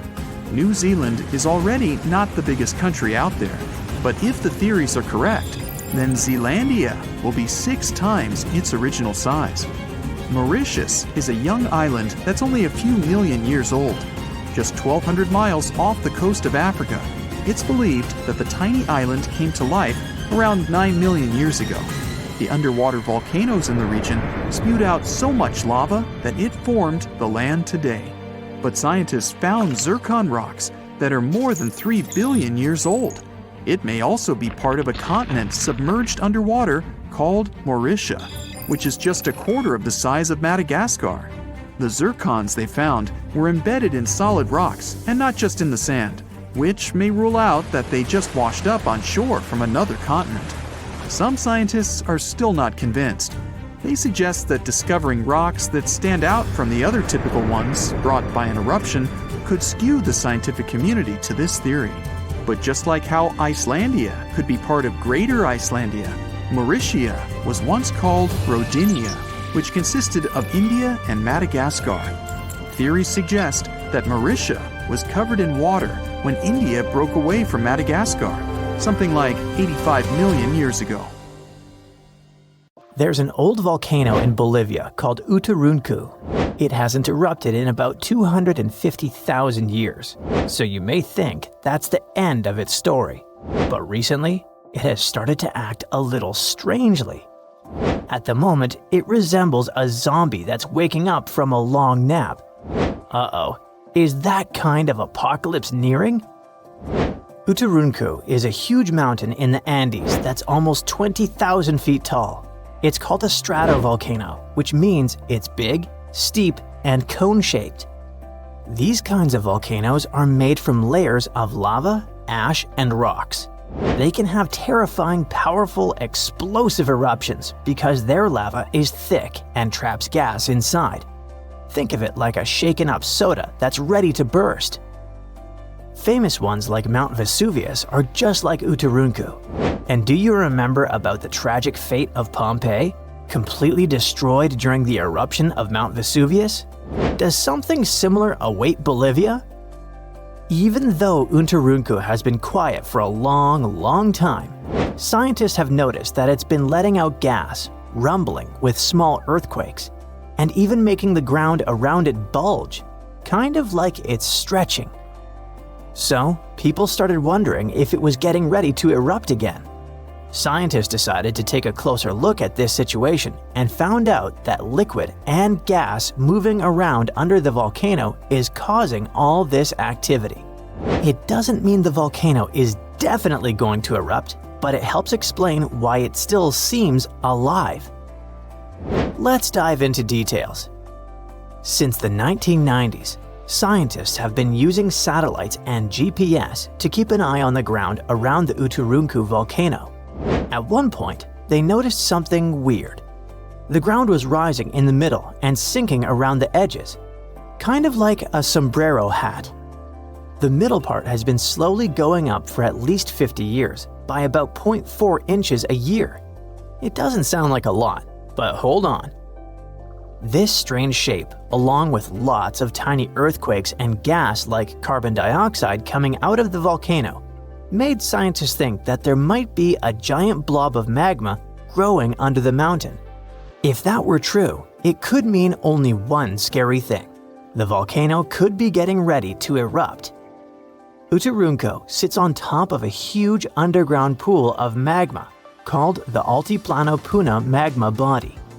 This pool is really big and really deep, stretching under parts of Bolivia, Chile, and Argentina. Scientists thought that magma from the APMB might be rising and collecting near the surface, which could lead to an eruption. But now, after studying more than 1,700 earthquakes and checking the rocks around the volcano, scientists have a new idea. Apparently, it's not magma rising up. Instead, hot fluids and gases are traveling up from the APMB through a narrow path shaped like a chimney. These gases, like steam and CO2, can get trapped under the top of the volcano, while salty water, brine, spreads out sideways into tiny cracks in the rocks. This moving gas and water can make the ground rise and fall and cause small quakes, without any magma getting close to the surface. So the good news is, Utarunku probably isn't about to erupt. If it did happen, it would cause serious damage to nearby communities and even pose a threat to human lives. Lava flows could reach towns tens of miles away from the volcano, and volcanic ash could even spread across Bolivia, Argentina, and Chile. Luckily, even though the volcano is still alive and rumbling, it's not as dangerous as scientists once thought. This discovery might help scientists figure out if other volcanoes around the world are getting ready to erupt.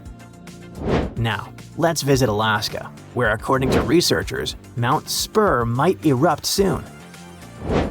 It's letting out strange amounts of volcanic gases from the top and side vent, the very vent that last erupted in 1992. If it erupts again, it could cause problems for airplanes flying nearby and might send ash falling from the sky. The good news is that nobody lives close to it, so people are safe for now. But even though Mount Spur isn't super dangerous, there are other volcanoes around the world that could be really destructive. One of those is Campi Flegrei, a giant volcano system near the city of Naples. Instead of one big mountain, it has 24 craters spread across the area. It last erupted in 1538, but its biggest eruption happened about 40,000 years ago. That explosion covered the whole Mediterranean region in ash and made temperatures drop by up to 16.2 degrees Fahrenheit in Eastern Europe, which led to a very cold volcanic winter.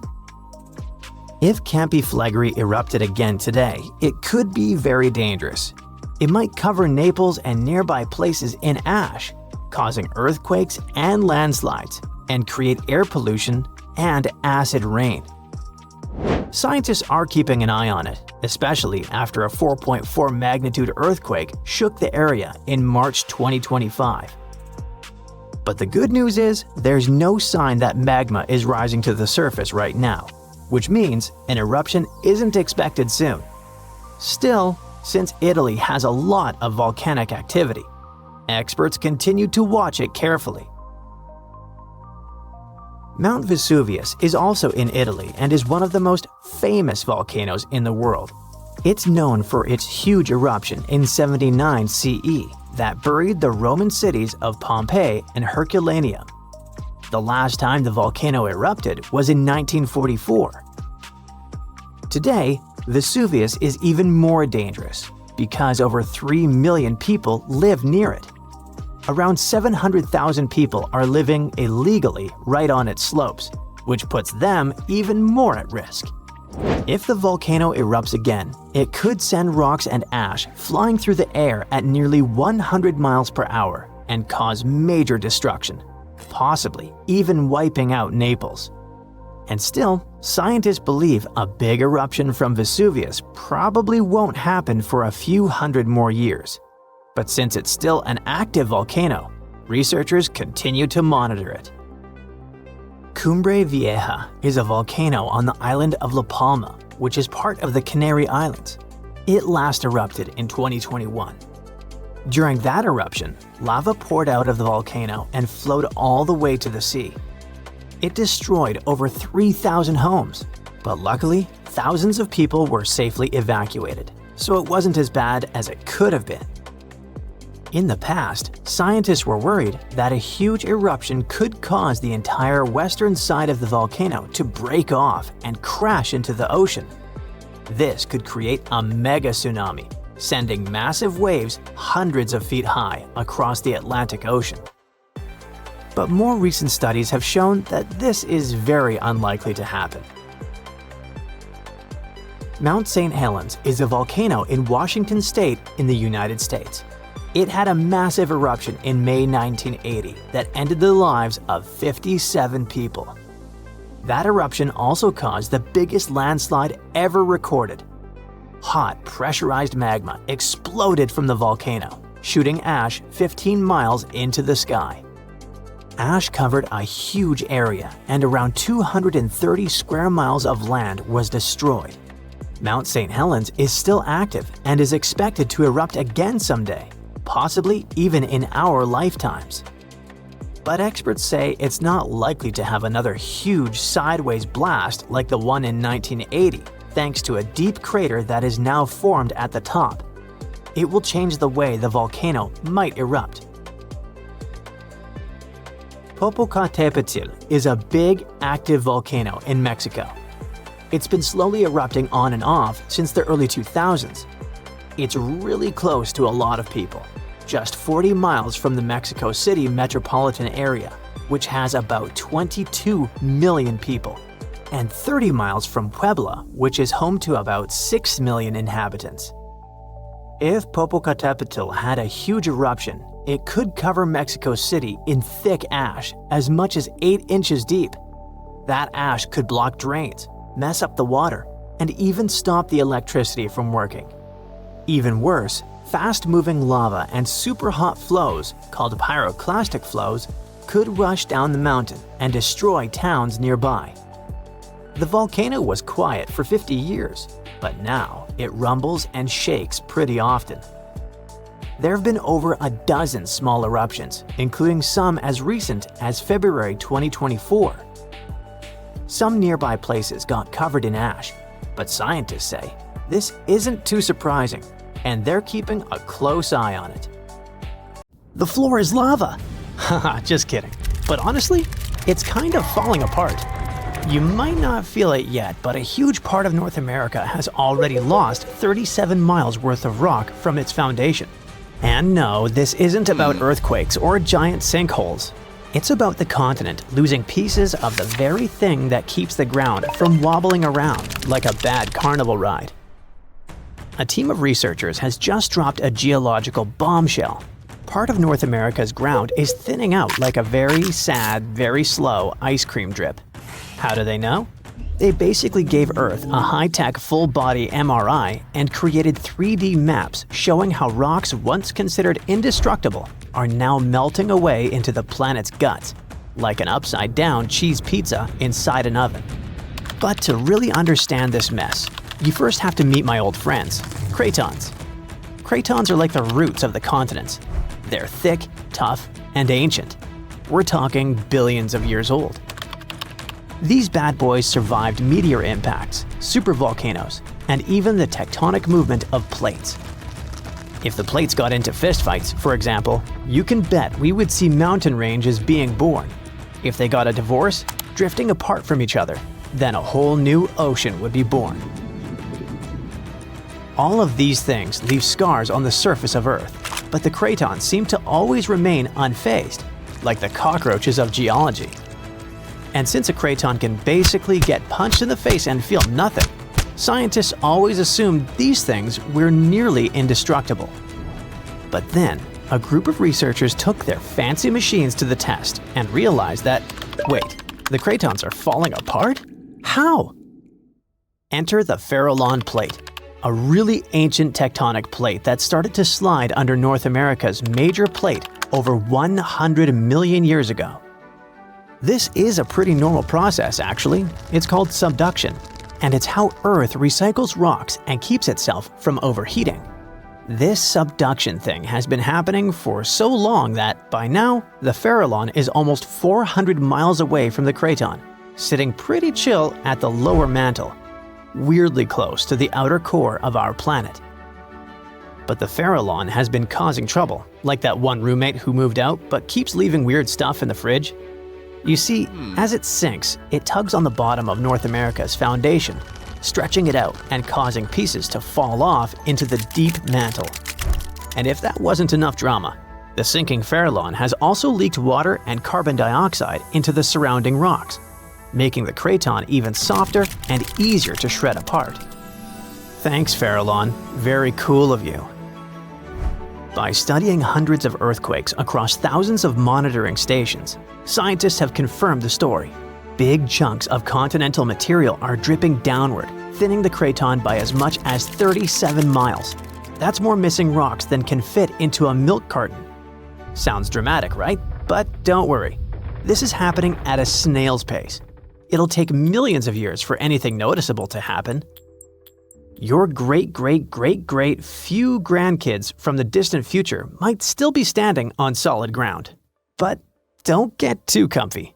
This thing may not be an urgent problem, but there's another type of sinking that's happening faster than you can say, "Help." Here's the thing. By 2050, at least 32 major cities in the US, including New York, Baltimore, and Charleston, could be partially underwater. And guess what? This one is mostly our fault. Scientists noticed that since 2007, some cities have been sinking into the ground between 0.04 and 0.08 inches every year. Charleston, in South Carolina, is pulling ahead in the worst way possible, sinking 0.15 inches annually. Sure, these numbers sound tiny and a bit ridiculous, but Charleston is barely 9 feet above sea level, and a little sinking goes a long way when the ocean is breathing down your neck. On really bad flood days, people there have to abandon their cars and basically swim home. This whole phenomenon is called land subsidence, and when you mix sinking land with rising sea levels, you get a disaster cocktail of flooded streets, salty farmland, ghost forests, and a lot of very cranky homeowners. And it doesn't stop with just homes. Infrastructure like bridges, roads, airports, and power plants, all things we rely on daily, are also at risk of serious damage. Flooded electrical grids and sunken highways could cause billions more in economic losses and create major safety hazards for communities. Now, let's be fair. Not everything is humanity's fault. Some of this trouble dates all the way back to the Ice Age.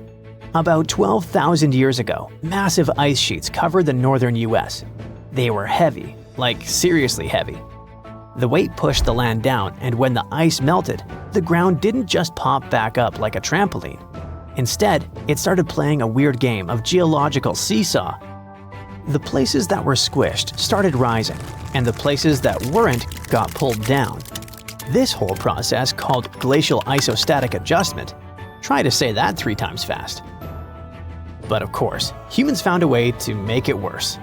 Groundwater extraction is a major culprit. Think of it like pulling the stuff out of the mattress. After a while, the whole thing just sags.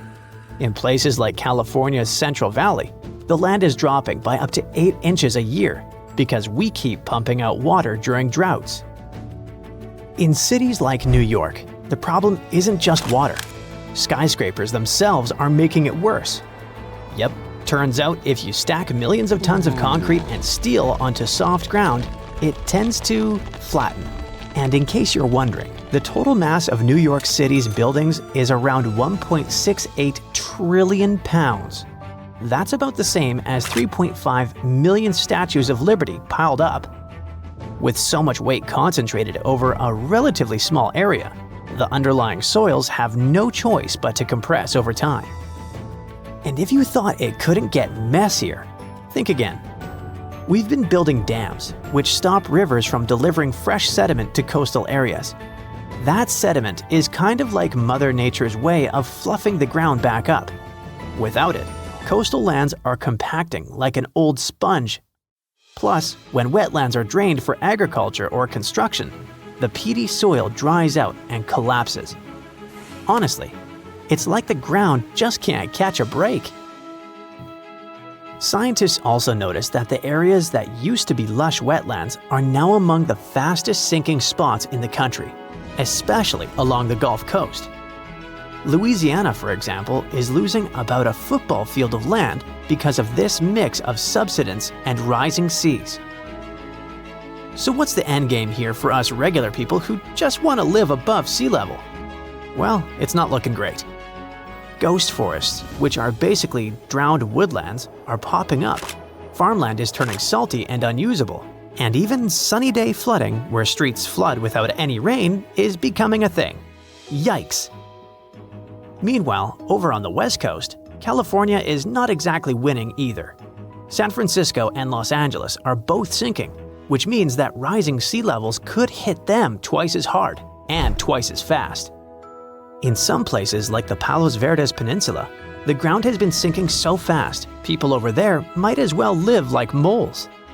So, is America turning into the next Atlantis? Probably not next week, but without serious action, like cutting back on groundwater pumping and planning smarter cities, at least 500,000 people are in serious danger.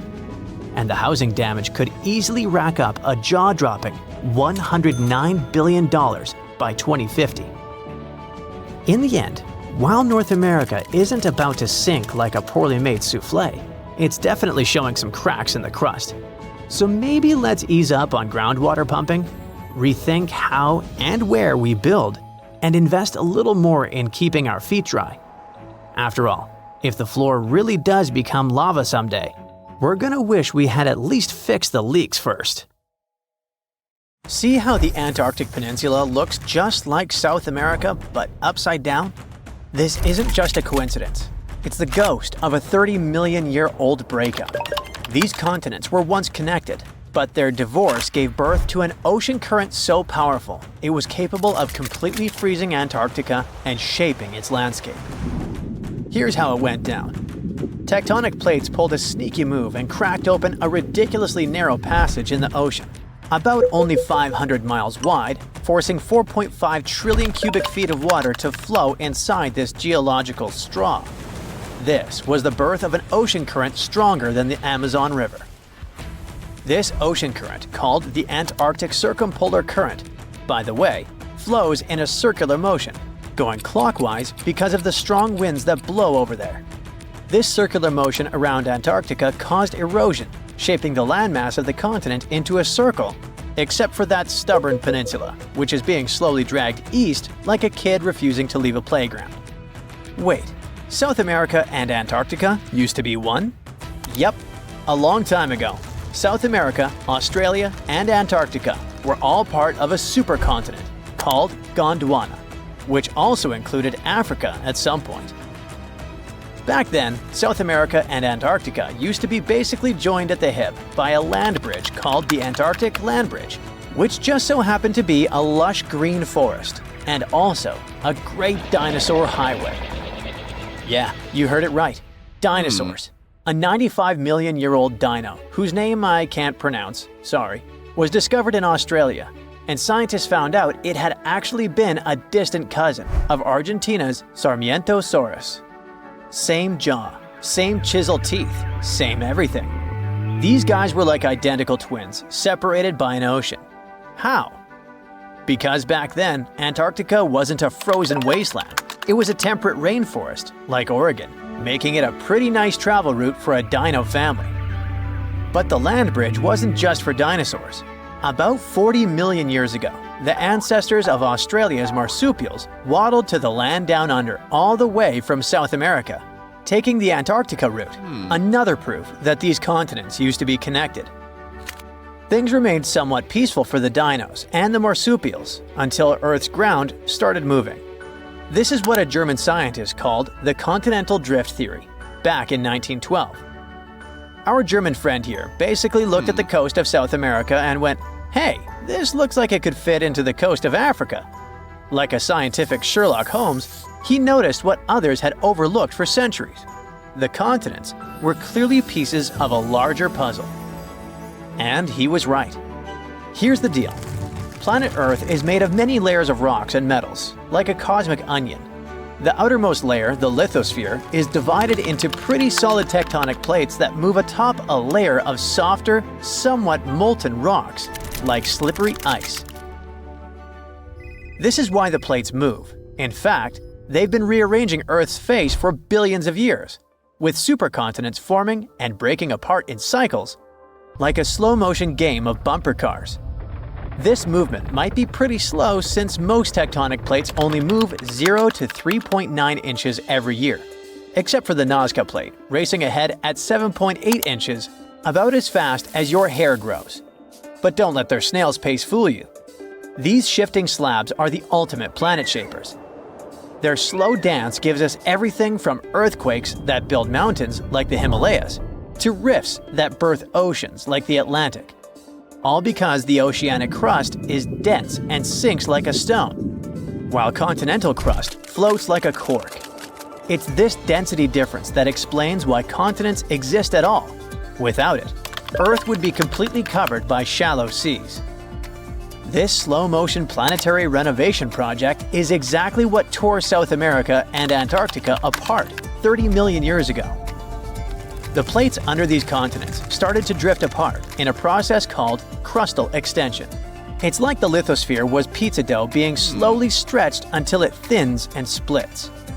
As the crust stretched, it became thinner and weaker, eventually cracking like the surface of a drying lake bed. This whole thing gave birth to a new tectonic plate, the Scotia Plate, that emerged between South America and Antarctica, like a geological divorce lawyer. For a while, parts of this plate stayed above water as the last gasp of the Antarctic land bridge. It was Earth's version of that one thread still connecting your hoodie after the zipper breaks. These final connections might have persisted as chains of islands, but just like that fraying hoodie, the connection couldn't last forever. Eventually, this small but mighty plate became the final nail in the coffin of the land bridge connecting the two continents. Just like all the tectonic plates, this one was also on the move. As it expanded eastward, it opened a new passage of water called the Drake Passage, slowly covering the Antarctic land bridge with ocean water. The process was like pulling open elevator doors, at first just a crack, then wider and wider until the connection was completely broken. This geographical divorce had chilling consequences. The new Drake Passage allowed the Antarctic circumpolar current to form, creating an endless loop of cold water that isolated Antarctica, shaped its land, and even cooled the entire planet. This current acts like a wall around Antarctica, blocking warm water and invasive species while regulating global climate. Eventually, Antarctica turned into an icebox that is 98% covered in ice sheets, and that holds about 61% of Earth's fresh water. Nowadays, this continent holds the title of the windiest, driest, and iciest place on Earth. It's a frozen desert where temperatures plunge below -128.6 degrees Fahrenheit, cold enough to freeze your breath mid-air. A layer of ice there can be more than a mile thick, and it expands even further in winter to cover an area larger than the continental United States. Today, if you want to travel to Antarctica, the quickest sea route is through the Drake Passage, a 500-mile-wide body of water that is narrow enough for the winds to scream across thousands of miles, transforming into monstrous waves that can tower up to 49 feet. Though calm days create waves only 13 to 16 feet high. Still twice as tall as Atlantic waves, mind you. This is probably why sailors call this stretch of ocean the Drake Shake. But tectonic movement isn't just about shifting continents. It's Earth's ultimate life support system. You see, about half of our planet's heat comes from radioactive decay in the core. Thanks, uranium-235. Something like nature's nuclear reactor. This heat is behind everything from volcanoes to the very plate motion that once connected Antarctica to South America. And it only comes out of the core because of tectonic movement. Without this internal heat engine, Earth would be just like Mars. When the plates move and release heat, they also release CO2 gases into the atmosphere, regulating the temperature of our planet. And when the plates move underwater, they take a lot of this CO2 back to Earth's interior, recycling all this gas. This is why the plates can change our air, climate, and even the evolution of life itself just by moving around. But billions of years ago, these plates were not moving around. Back then, it was like Earth was wearing a solid ceramic shell with many cracks. But even without tectonic movement, the heat managed to escape through these cracks in a process called stagnant lid tectonics. kickstarting all life on Earth. And no, tectonic movement is not a thing of the past. Earthquakes are the living proof that it is not just happening today, but might repeat again on a more dramatic scale in the future. You see, to form supercontinents like Pangaea, smaller megacontinents have to dive beneath another. And scientists predict that a similar process might create a new supercontinent called Pangaea Proxima in 250 million years. By then, humans might be extinct or living on Mars, but Earth's tectonic dance will continue, even without us. Not bad for something that moves more slowly than a traffic jam. Turns out, Antarctica and South America used to be BFFs before all that tectonic drama split them up, like a messy breakup that literally froze one of them out. Now, they just awkwardly mirror each other from across the Drake Passage. Classic exes. Consider South America and Africa. Don't they kind of look like they fit together, like puzzle pieces? Well, they actually did. But about 130 million years ago, South America was like, bye, and slowly started drifting away. These days, it's around 1,800 miles from Africa, and it's still on the move. Every year, the continent shifts a little more toward the Pacific Ocean. So, how's that even happening? Tectonic plates are constantly moving.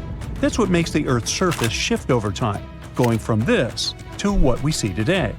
But those movements happen so slowly that you and I can't see them go.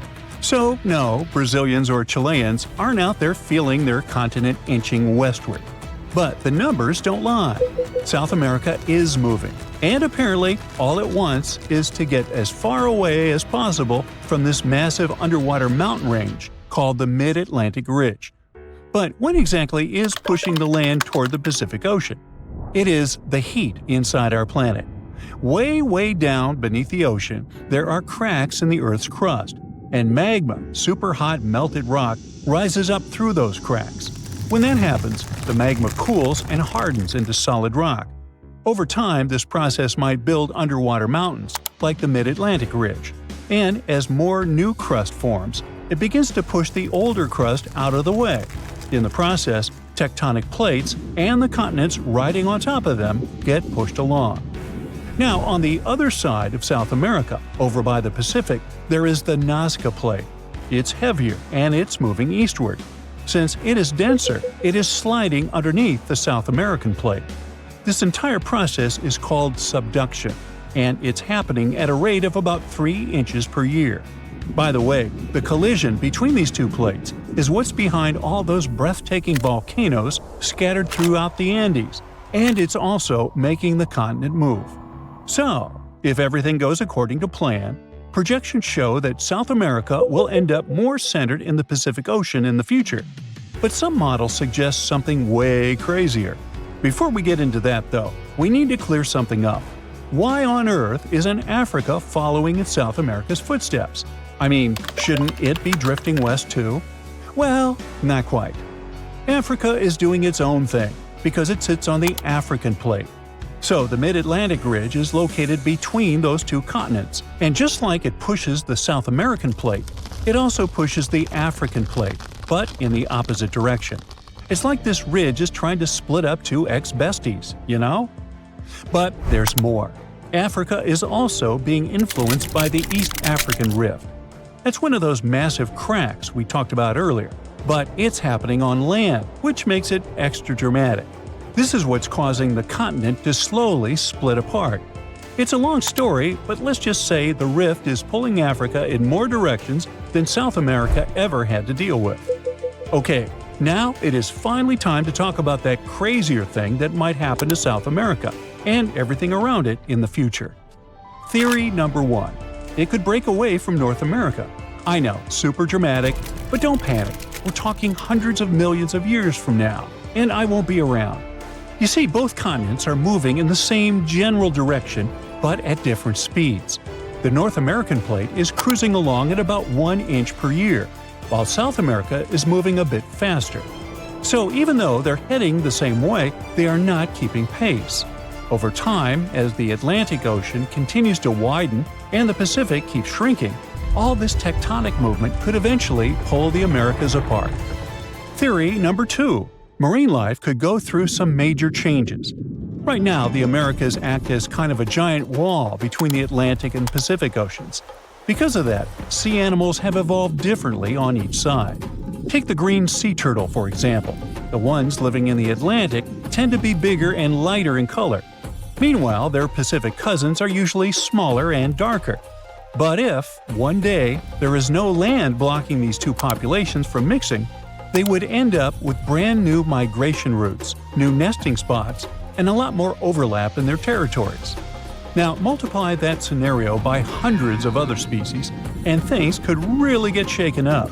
We're talking about new interactions, unexpected competition, and maybe even the rise of entirely new species. Alright, theory number 3. America might meet Africa again.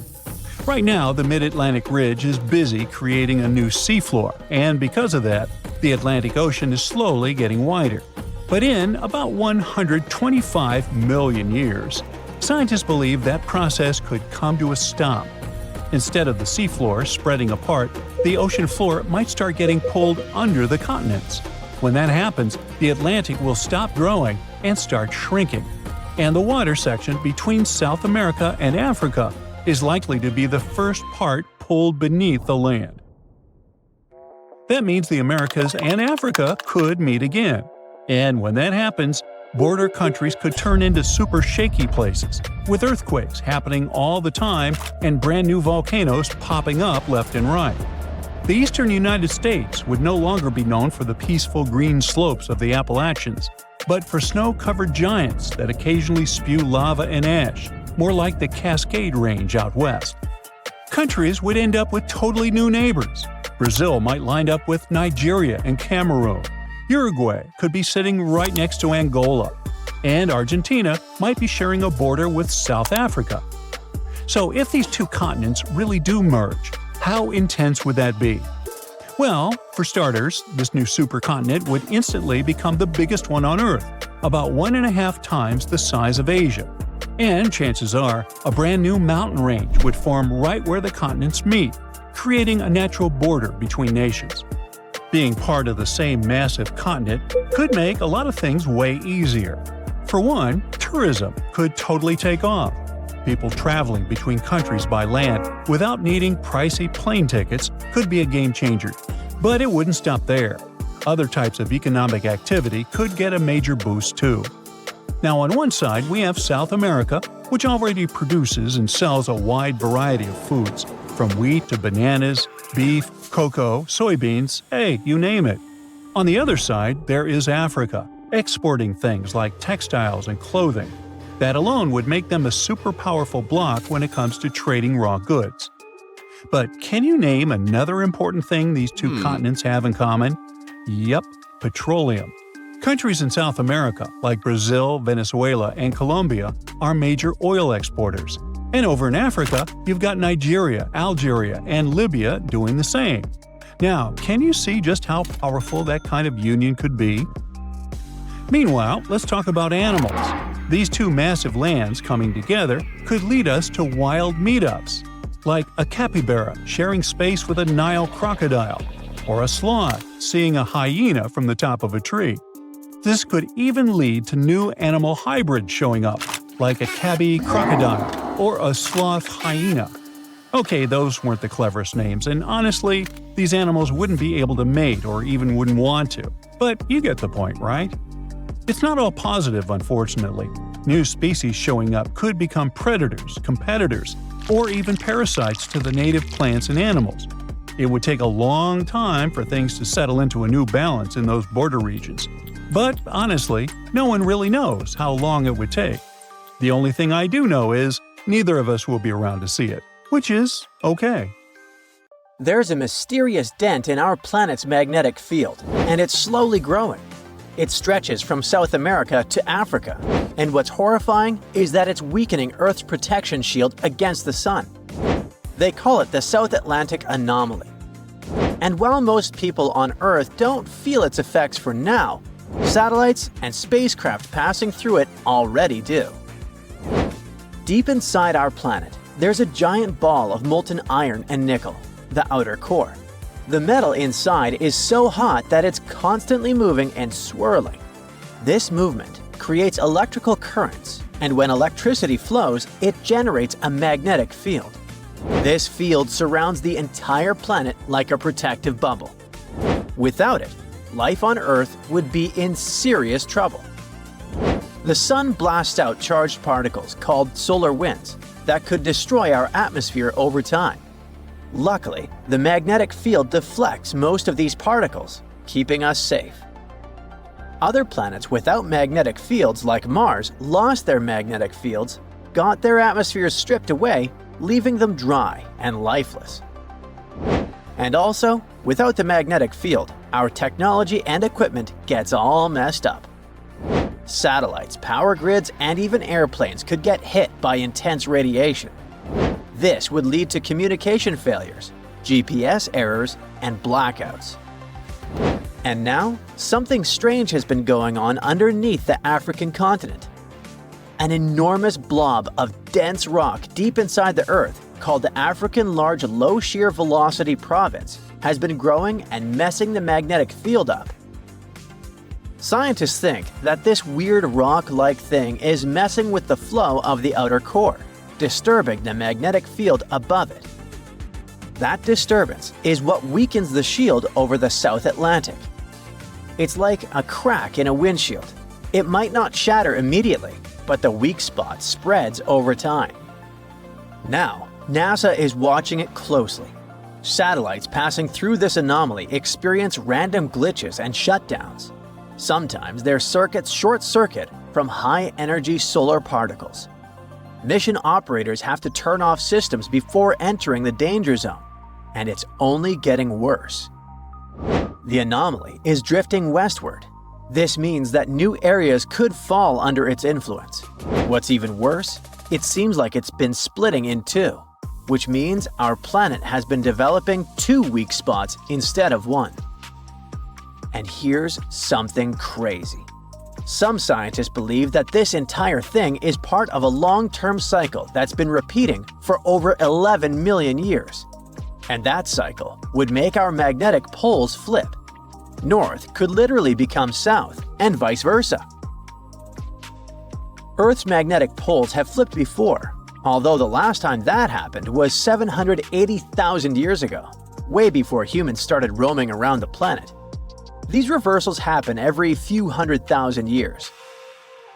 Now, some wonder if our anomaly is the beginning of the next flip, but scientists aren't sure if we're overdue or just in a temporary phase. Luckily, if a flip were to happen, it wouldn't be instant. It would take thousands of years. But as the field weakens, more radiation would reach Earth's surface. It would mess up not just technology and equipment, but also us, and even animal migration patterns. Many animal species use Earth's magnetic field to navigate. And they even have some potential culprits that could have caused this weird thing. There are two massive, mysterious blobs of hot, dense material deep inside our planet. One is under Africa, and the other formed under the Pacific Ocean. They're called large, low-velocity provinces. Basically, huge underground rock-like formations. Both blobs are gigantic. Each one is hundreds of times taller than Mount Everest and stretches across thousands of miles. They make up 6% of the entire Earth's volume and are one of the biggest geological features inside our planet. They're also super weird and could be structured more like trees than some lumpy mountains. Scientists imagined them as softened rock at first, but based on recent imaging techniques, it looks like they might actually have jagged, branch-like structures extending upward. These are like branches of a tree. They could be feeding hotspot volcanoes at the surface, like the ones in Hawaii. Scientists still don't know exactly what these blobs are. However, they believe they control a lot of what happens on Earth's surface. Stuff like volcanic eruptions, earthquakes, and, of course, changes in the magnetic field. They may also be linked to supervolcanoes and mass extinctions. The eruptions that they could cause could be like the ones that happened in ancient times, and possibly wiped out entire species. If the blobs are connected to supervolcanoes, they might have had absolutely insane disasters in the past, and might even cause more troubles in the future. But they also help us control plate tectonics, which affect earthquakes and mountain formation. They might also contain material from Earth's early days, or even from Theia. That was the mysterious planet that crashed into Earth and helped form the Moon about 4.5 billion years ago. Finally, Earth literally breathes because of these blobs, which is insane. The Sun and the Moon's gravitational pull stretches the Earth slightly, making it rise and fall like a breath. But now, scientists found that this tidal movement is slightly off-kilter over the blobs. They literally interfere with how the Earth's mantle moves. These two huge structures actually actively affect how our planet behaves, which is super dangerous. We only recently learned how these blobs actually appeared on our Earth. It's all because of the sunken ocean crust.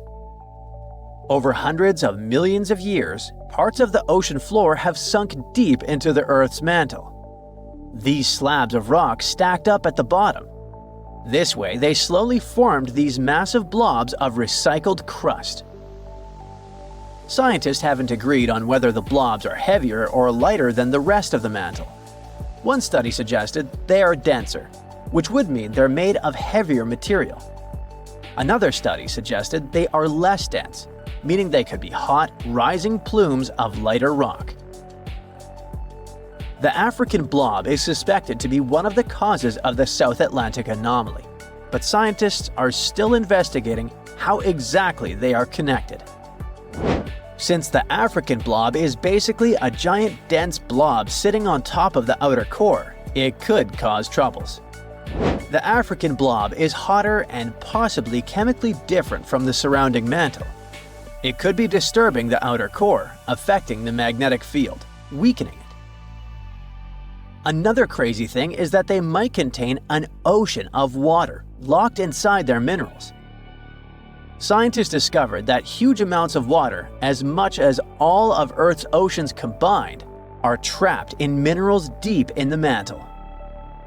One mineral, ringwoodite, can store water inside its crystal structure, but it's only possible under extreme pressure and super hot temperatures, like in the deep mantle.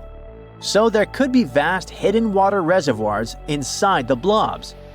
Not literal bodies of water, of course, but tons of little water molecules weirdly locked away deep beneath the surface.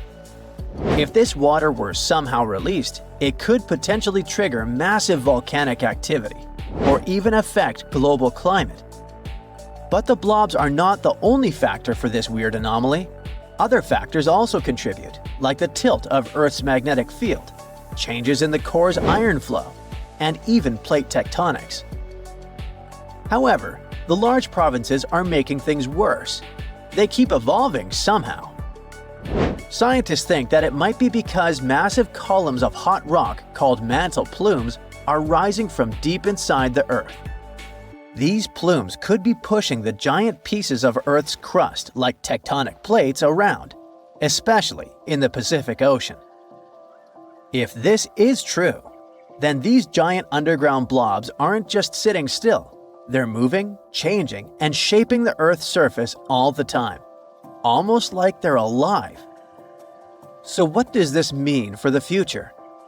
If the African blob continues evolving, the South Atlantic anomaly might get larger or shift further, affecting more satellites and spacecraft.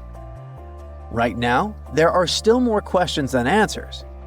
Every new data point helps predict how it will evolve and whether we need to worry about the worst-case scenarios. For now, NASA isn't panicking, but they're watching very closely. Because whether it's a harmless shift or a sign of something bigger, one thing is clear: something deep inside Earth is changing. So it turns out that you can't drive between South America and North America. And there's a simple reason for that. There are no roads connecting the two continents, not even a rudimentary one. Technically, you could try your luck crossing on foot, but let me tell you, that would be a huge, huge mistake. The region that connects the two continents is called the Darien Gap. It stretches across southern Panama's Darien province and the northern part of Colombia. The only land route there is a 60-mile jungle trek. Crossing it can take anywhere from 3 to 10 days. It depends on weather conditions, how much you're carrying, and, honestly, just pure luck. Chance plays a big role here, because this isn't some chill, relaxing nature walk. It's a harsh, extreme environment, known for being completely isolated and one of the most dangerous places on Earth. Still, people seem to forget that and go there anyway. Every year, the number of people crossing just keeps growing. In 2014, fewer than 10,000 people crossed the gap. In 2023, that number increased to 520,000. Now, you might be wondering, what are so many people doing in the middle of the two American continents, risking all that danger? Well, that's because the Darien Gap has become a route for refugees migrating to North America. But to get there, they face all kinds of dangers, from insect bites and infections to serious fractures. We're talking about a no-man's land. Since there are no police stations, immigrants must also watch out for thieves. Along the way, they have no choice but to rely on and support each other. Most people start the crossing with at least a tent or tarp, rain boots, water, and some food. But these things get heavy fast, and people normally can't carry enough supplies for the entire journey. At some point, people start drinking river water to avoid dehydration. But the water's full of bacteria and dirt, so it causes intestinal issues. And if things get serious, there's no medical help there. To make this whole scenario even worse, the temperatures are brutal, often hitting over 95 degrees Fahrenheit. Now, a small subset of people who venture through the Darien Gap are hardcore adventurers and travelers looking for a survival experience in the jungle. But this region is no place for a relaxing vacation. A group of tourists who went there in 2023 ended up getting jungle rot, a fungus that affects the feet. The situation got so bad that a woman had to be carried out by the group on the last day because she couldn't walk. No matter how prepared people are for the Darien Gap, in the end, survival mostly comes down to luck. Out there, travelers won't find cities with solid infrastructure where they can crash at a hotel and gear up for the next day. In some spots, they might stumble across basic camps right in the jungle. These camps might offer wooden platforms for tents, bucket showers, toilets, and even plates of chicken and rice. But it all comes at a price. Wi-Fi, for example, might cost $2 an hour, and that seems like a pretty good deal, considering there's no cell phone service on the trail. They pretty much lose all contact with the outside world. Now picture a dense rainforest with steep, muddy terrain. The hiking trail is littered with boulders and tangled with vines, like nature's own tripwires. It climbs sharply over a mountain, becoming a serious challenge even for someone in good physical shape. The area also gets constant heavy rainfall, which can lead to landslides, flash flooding, and extremely muddy conditions. The situation gets so intense that even the t-shirts and faces of those who make the crossing end up covered in mud. They'll also have to cross a lot of fast-moving rivers. A Venezuelan dad who recently went through the area with his 2 kids said their sneakers ripped apart on the very first day. That's how powerful the rivers can be. And they're deep, too. Sometimes the water reaches all the way up to their shoulders. But the dangers in that area aren't recent. For centuries, the Darien Gap was thought to be impossible to cross. The first Europeans who ventured into Latin America saw it as kind of a jungle training school. They totally knew about its dangers, but still, many adventurers tried to make the crossing in the years that followed. In 1854, for example, an expedition disappeared for 49 days in the jungle, battling starvation and exhaustion. Then again, in 1870, a group of 100 men set out to cross it. Even though they were well prepared and carried cutting-edge equipment for the time, they still suffered tremendously during the journey. They had to rely on incredible resilience to survive the challenge. Over the years, people who ventured in often ended up passing away from hunger, thirst, and even drowning in rivers. They also faced the risk of being attacked by dangerous animals like jaguars, white-lipped pecaries, and the fer-de-lance, a fast, irritable snake that is one of the most venomous out there.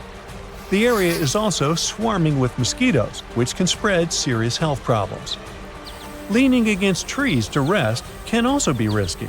This jungle is full of spiked chunga palm trees, which are covered in long black spines up to 8 inches long. Unfortunately for us, these spines are covered in all sorts of bacteria. Just brush against a chunga, and you could end up with infected wounds. And yet another danger is getting lost in the dense forest and never finding your way back to safety. These days, though, this risk is a lot lower. Some people have mentioned color-coded markers that help guide travelers and keep them from going the wrong way. If they see blue or green fabric tied to trees, it means keep walking. But if they spot red fabric, that's a sign they're going the wrong way and need to turn around quickly. Since there are so many dangers, why not just build a road through the Darien Gap? While it might seem like a good idea, building a road connecting Panama and Colombia isn't really that simple. The Darien Gap has a humid climate, tough terrain, and constant rainfall, which means any attempt to build a functional road would be highly challenging and super expensive. Even though there have been previous attempts to fill in the gap. See, there's a huge road system called the Pan-American Highway, which stretches all the way from Alaska to the southern tip of Argentina. Nowadays, this highway hits a roadblock right at the Darien Gap. But it wasn't supposed to be like this, as the original idea was for the road to go through there. Leaders from Latin American countries tried to make this plan happen in the 70s, and then again in the 90s. But a lot of people were against it, mainly because they wanted to protect the local communities and the rainforest. Since the Darien Gap is mostly untouched by humans, it's one of the most biodiverse places on the planet. It's believed that 1 in 5 species are endemic to the region, meaning they only exist in that specific area, like the Darien pocket gopher and the slatty slender mouse opossum. A road would have really damaged the ecosystem in the area, so the plans were scrapped. Eventually, an alternative was created to travel by sea. At least 2 companies started a ferry service connecting the 2 countries. However, the business wasn't profitable, and they ended up shutting down. Not long ago, Panama decided to close the Darien Gap route. Now they're sealed off with barbed wire fencing. It might just be a matter of time before other routes are created. But if you are an adventurer looking to visit South America, it's probably not best to wait for that. Traveling by plane to Colombia will always be a much safer option. There's a stretch of water that even the most experienced explorers fear. No matter what season you choose to cross it in, you risk meeting face-to-face with waves that can reach as tall as the Hollywood sign. I'm talking about the Drake Passage, the waterway connecting the Pacific Ocean to the Atlantic Ocean, stretching from Cape Horn at South America's southernmost tip to Antarctica's South Shetland Islands. It's about as wide as the distance from London to Berlin and takes up to 48 hours to cross. Some sailors compare getting on the other side to going to the moon. That's how challenging it is. Even the man who discovered it, Sir Francis Drake, never sailed these waters because they seemed too dangerous to him and opted for a calmer, although longer, Strait of Magellan. The passage took the lives of around 20,000 sailors and over 800 ships. Tourists who want to see Antarctica cross the Drake Passage on a regular basis, although it's still often called the world's most terrifying ocean crossing. The Antarctic Peninsula, where travelers go, isn't really part of Antarctica itself. It sticks out and points towards South America like 2 fingers almost touching it. The water gets squeezed between these 2 land masses, making strong ocean currents. The passage is part of the Antarctic Circumpolar Current, the largest ocean current on Earth. The water rushes through the passage at a speed between 95 and 150 million cubic meters per second, which makes it rougher. And then there are winds that usually blow from west to east and are very strong between 40 and 60 degrees latitude. That's why those areas are called the Roaring Forties, Furious 50s, and Screaming 60s. Land slows down winds, which is why storms hitting Ireland and the UK get weaker as they move east. But Drake's latitude is the only place where winds can blow all around the Earth without being stopped by land, so they keep getting faster. These strong winds turn into huge waves that can hit ships really hard, normally around 13 to 16 feet tall. They're much higher than waves in the Atlantic. Drake Passage also has underwater mountains that you can't see. The huge current squeezes through this narrow passage and causes waves to crash against these mountains underwater. These internal waves create whirls that bring cold water up from the deep ocean. So it's not just rough on the surface, the water is wild all the way down. The first sailor managed to sail around Cape Horn and through the Drake Passage in 1616. It was a Dutch navigator, Willem Schouten, in 1616. But the most famous attempt to cross it was undertaken by Sir Ernest Henry Shackleton on his ship named Endurance. He and 27 of his men set off from South Georgia, aiming to reach Vassal Bay in Antarctica. But things didn't go as planned. On January 19, 1915, their ship got stuck in the ice. And by October, it began to sink. They camped on floating ice for 2 months before sailing lifeboats to a remote, icy place called Elephant Island. Shackleton and 5 men made a risky journey to South Georgia to get help. It took them 15 days to cross Drake Passage with hurricane winds. Finally, they arrived safely and organized a rescue for the rest of their crew. Scientists found the shipwreck of Endurance only in 2022, 10,000 feet below the water. In December of 2019, 6 fearless athletes decided to cross the Drake Passage by rowing a boat for the first time in history. It took them 12 days of non-stop rowing with a 90-minute rotation of rowers. They managed to do it, and it was probably the hardest possible way to cross the passage. The athletes mentioned it was cold, wet, and dirty, and the waves hit them like walls. The weather in the Drake Passage changes a lot, but ship captains can always see it coming and change their path.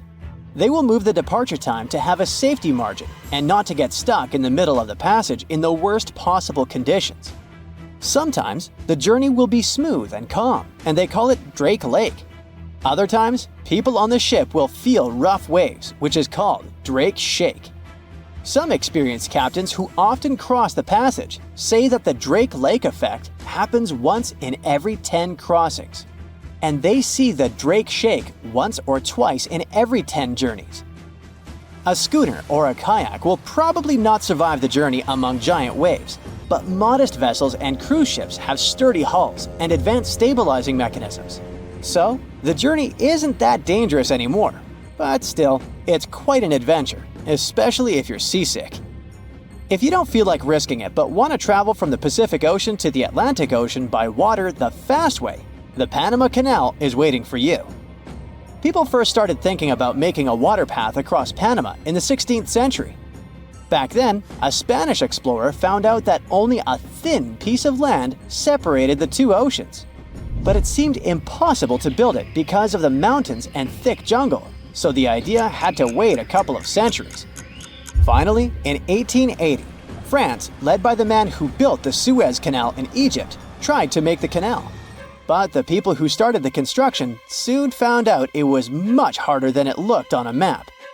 The land in Panama was one of the toughest and most dangerous places to dig a big waterway. Workers had to literally move huge mountains in a jungle full of snakes, where it was really hot and rainy.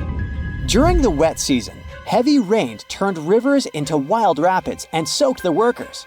Sometimes, they didn't see the sun for 2 weeks, and their clothes stayed wet all the time. Big rocks were falling, and tiny mosquitoes that carried malaria made people very sick. And then, an earthquake happened on top of everything. They were losing thousands of people. That's why France decided to abandon the project after 7 years. Then, the United States bought the French assets in the canal zone and finished it by 1914. It cost the US around $375 million. The 50-mile-long passage of water saves ships traveling between New York and San Francisco 7,872 miles. Around 14,000 ships use it every year and pay around $1.8 million in tolls. So it looks like it all paid off. Another challenging waterway in this part of the world is the Amazon River. It's around 4,300 miles long and flows through 3 countries with over 30 million people living in its basin. But there isn't a single bridge across it. The river has many marshes and soft soils, so engineers would need to build very long bridges and very deep foundations, which costs a lot of money. Building bridges over deep water is tough, but in other places in the world, engineers can use things like floating platforms to help. The river's path and water levels change a lot during the year. During the dry season from June to November, the river is usually 2 to 6 miles wide. But in the wet season from December to April, the river can become as wide as 30 miles. And the water level can rise by 50 feet. That's why they can't build floating bridges or pontoons. The riverbanks are made of soft dirt that moves and erodes with the seasons, and it makes things even harder. It would have to be an absolutely unique project to overcome all these challenges. Luckily, there's no pressing need for a bridge across the Amazon right now. The river mostly goes through areas that are sparsely populated, so there aren't so many major roads to be connected by bridges. Some mistakes have the power to change the course of history. One such story has to do with an old, boring key that could have saved the Titanic from its infamous demise. The key belonged to the crow's nest locker that housed binoculars, which could have helped the lookouts spot the iceberg sooner. There's more. The key wasn't even on board the ship when it set sail. The second officer took it with him when he was taken off the ship at the last minute. As the story goes, the officer forgot to hand the key over to his replacement in his hurry to disembark. So, when the lookouts were in desperate need of binoculars, they were out of luck. One of the lookouts, named Fred Fleet, even testified that if they had had binoculars, they would have spotted the iceberg in time to avoid it. And when asked how much sooner, Fleet replied, "Enough to get out of the way." In 2015, some auctioneers got their hands on Blair's key and presented it as one of the most important artifacts from the Titanic. They truly believed it could have saved the ship. Blair kept the key as a souvenir and passed it down to his daughter, Nancy. At one point, it was up for auction with a price tag of over $80,000. Blair himself was quite the hero, it seems. A year after the Titanic disaster, he was awarded a gallantry medal for saving a crewman who had fallen overboard while he had been on board the liner Majestic. He may have forgotten a key, but he sure didn't forget to be a hero when it counted.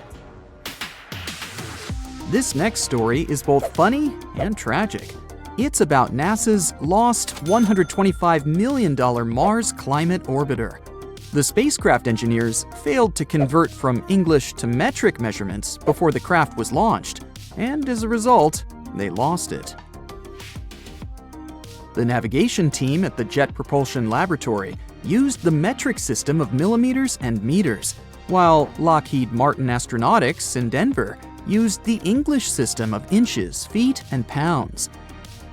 JPL engineers mistook acceleration readings measured in English units of pound-seconds for a metric measure of force called Newton-seconds. What's worse is that none of JPL's quality control procedures caught the error in the 9 months it took the spacecraft to make its 461 million-mile flight to Mars. That's a long time to be lost in translation, don't you think? The miscalculations were enough to throw the spacecraft so far off track that it flew too deeply into the Martian atmosphere and was destroyed when it entered its initial orbit around Mars. It's embarrassing to lose a spacecraft to such a simple math error. And it's hard to think of another example of such a large loss due to English versus metric confusion. Ever heard about the mathematical mistake that led to the discovery of the New World? Spoiler alert, it involves a guy named Christopher Columbus and a really big globe. Back in 1492, Columbus set sail from Spain with a mission to find a new trade route to Asia. He was convinced that he was less than 3,000 miles away from Japan, and just a bit more sailing would get him to the Indies with all their tasty spices. The only problem was that Columbus was a bit off in his calculations, like way off. He made a mistake in estimating the size of the globe, which led him to believe that Earth was far smaller than it actually is. Now I know what you're thinking. Wasn't Columbus afraid that he would fall off the edge of the world? Contrary to popular myth, Columbus and his crew knew the Earth was a globe, just like the ancient Greeks did 2 millennia earlier. They weren't worried about falling off the edge, but rather about the size of the ocean they planned on crossing. And to make matters worse, Columbus had no idea that an unknown landmass existed between Spain and Asia. After weeks at sea, Columbus finally reached the Caribbean. He believed that he had landed on the outskirts of Asia, and so named the islands the West Indies. He went on to explore the Caribbean and the northern coast of South America. But here's where things get really interesting. Even though Columbus insisted until his last day that he had reached Asia, another Italian explorer named Amerigo Vespucci mapped the eastern shore of South America down to Brazil and proved conclusively that Columbus had actually discovered a whole new world. A German mapmaker saw Amerigo's maps and labeled the new landmass America after him. And since his maps were super popular at the time, the name stuck. One man named Alexander Fleming stumbled upon one of the most significant medical discoveries of all time by accident. At one point in his career, Fleming observed the demise of many people from uncontrollable infections. Antiseptics were used to fight this, but they often did more harm than good. In 1922, while he had a cold himself, Fleming transferred some of his, nasal discharge to a petri dish and left it on his cluttered desk. When he finally examined it weeks later, he found that an enzyme had some antimicrobial properties. It wasn't until 1928, when Fleming left an uncovered petri dish next to an open window, that he stumbled upon the discovery that would change the world. The dish became contaminated with fungus spores. And when he examined them under the microscope, Fleming discovered that the bacteria near the fungus were dying. He managed to isolate the fungus and found that it was effective against numerous things that caused diseases. And thus, penicillin was discovered. As Fleming himself put it, "I did not discover penicillin. Nature did that. I only discovered it by accident." Talk about a lucky break.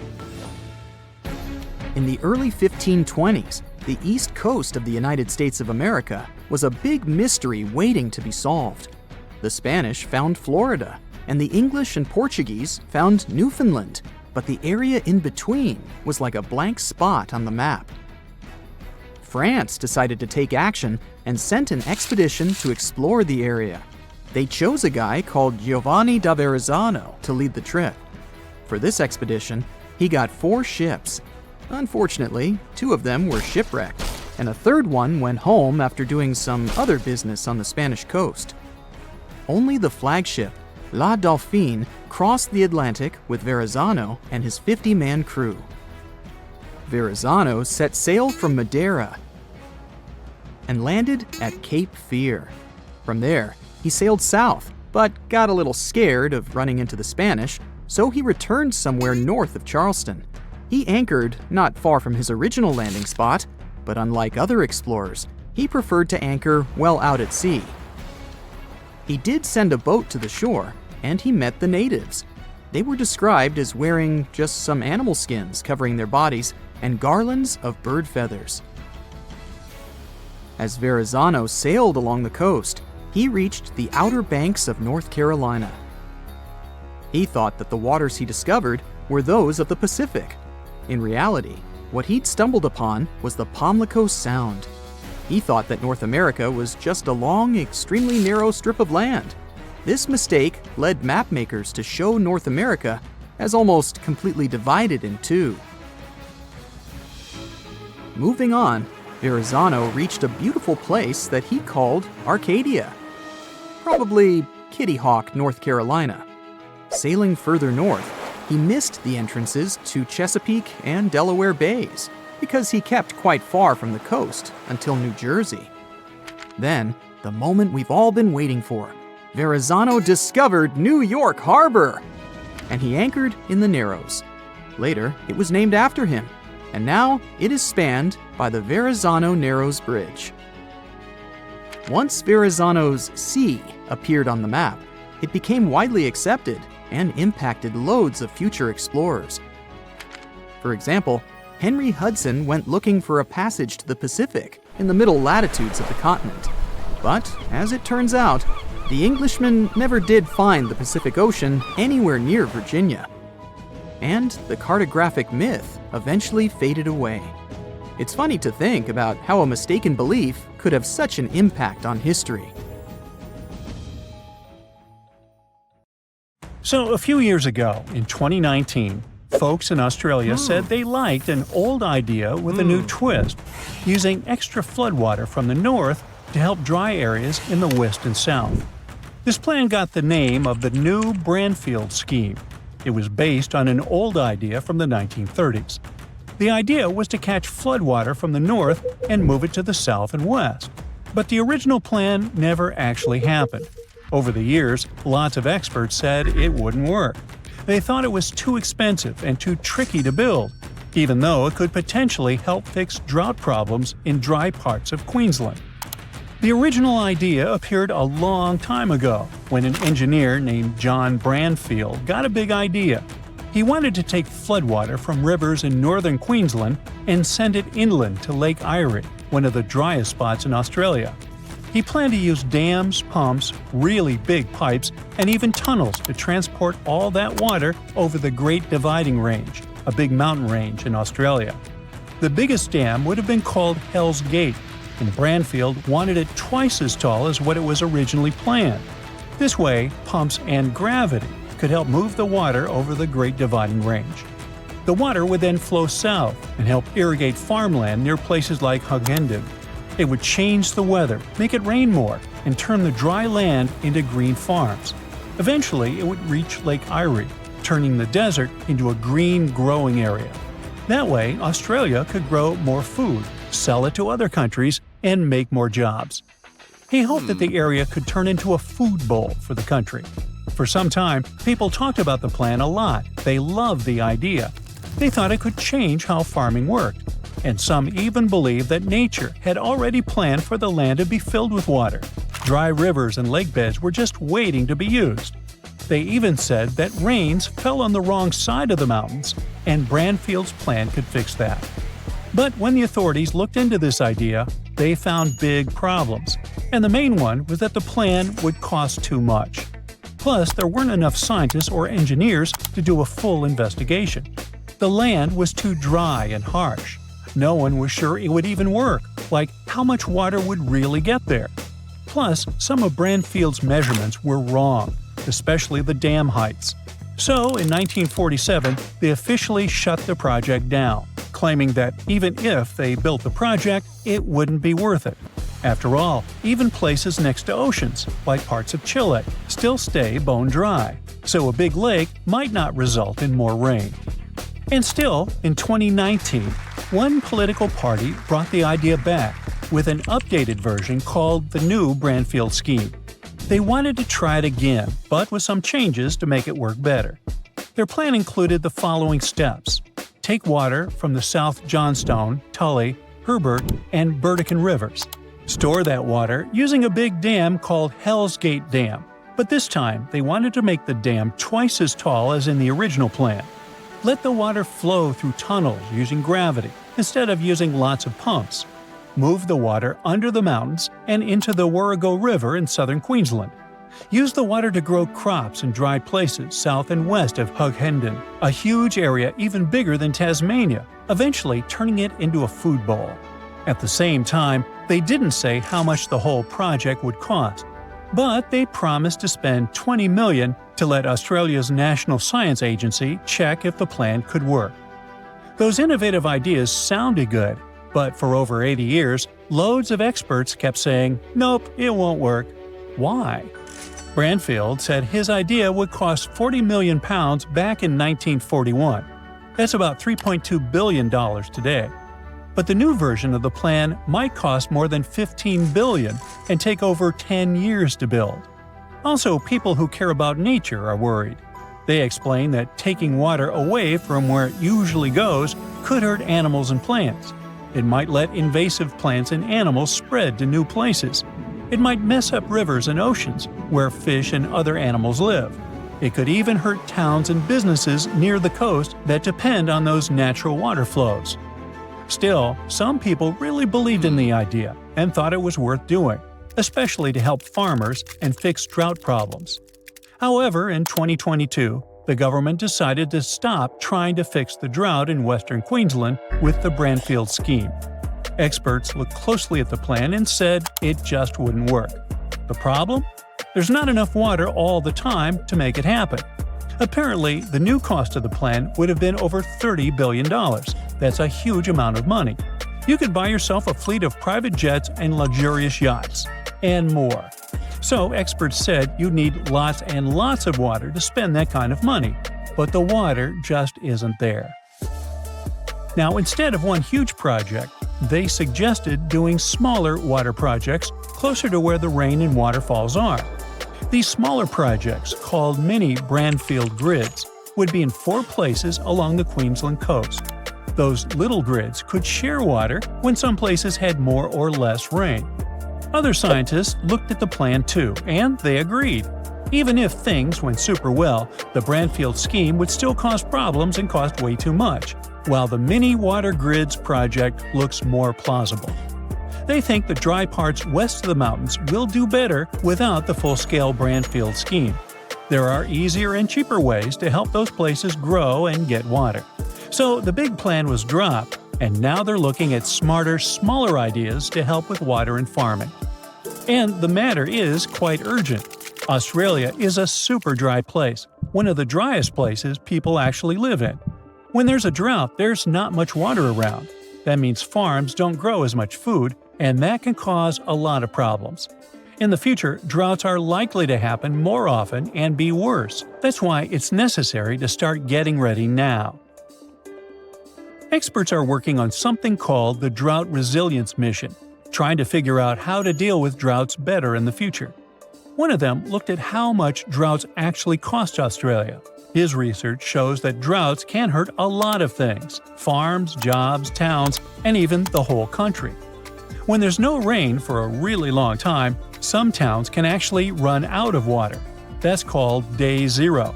It's when the taps in people's houses get turned off because there's just no water left. In 2020, a town in Queensland called Stanthorpe hit day zero. About 50 other towns were really close too. When such a situation happens, the only way to get water is by bringing it in with trucks, and that's super expensive. Stanthorpe had to get around 20 trucks of water every day for a year and a half. It cost them about $800,000 every month. In the end, they spent over $14 million just to have water.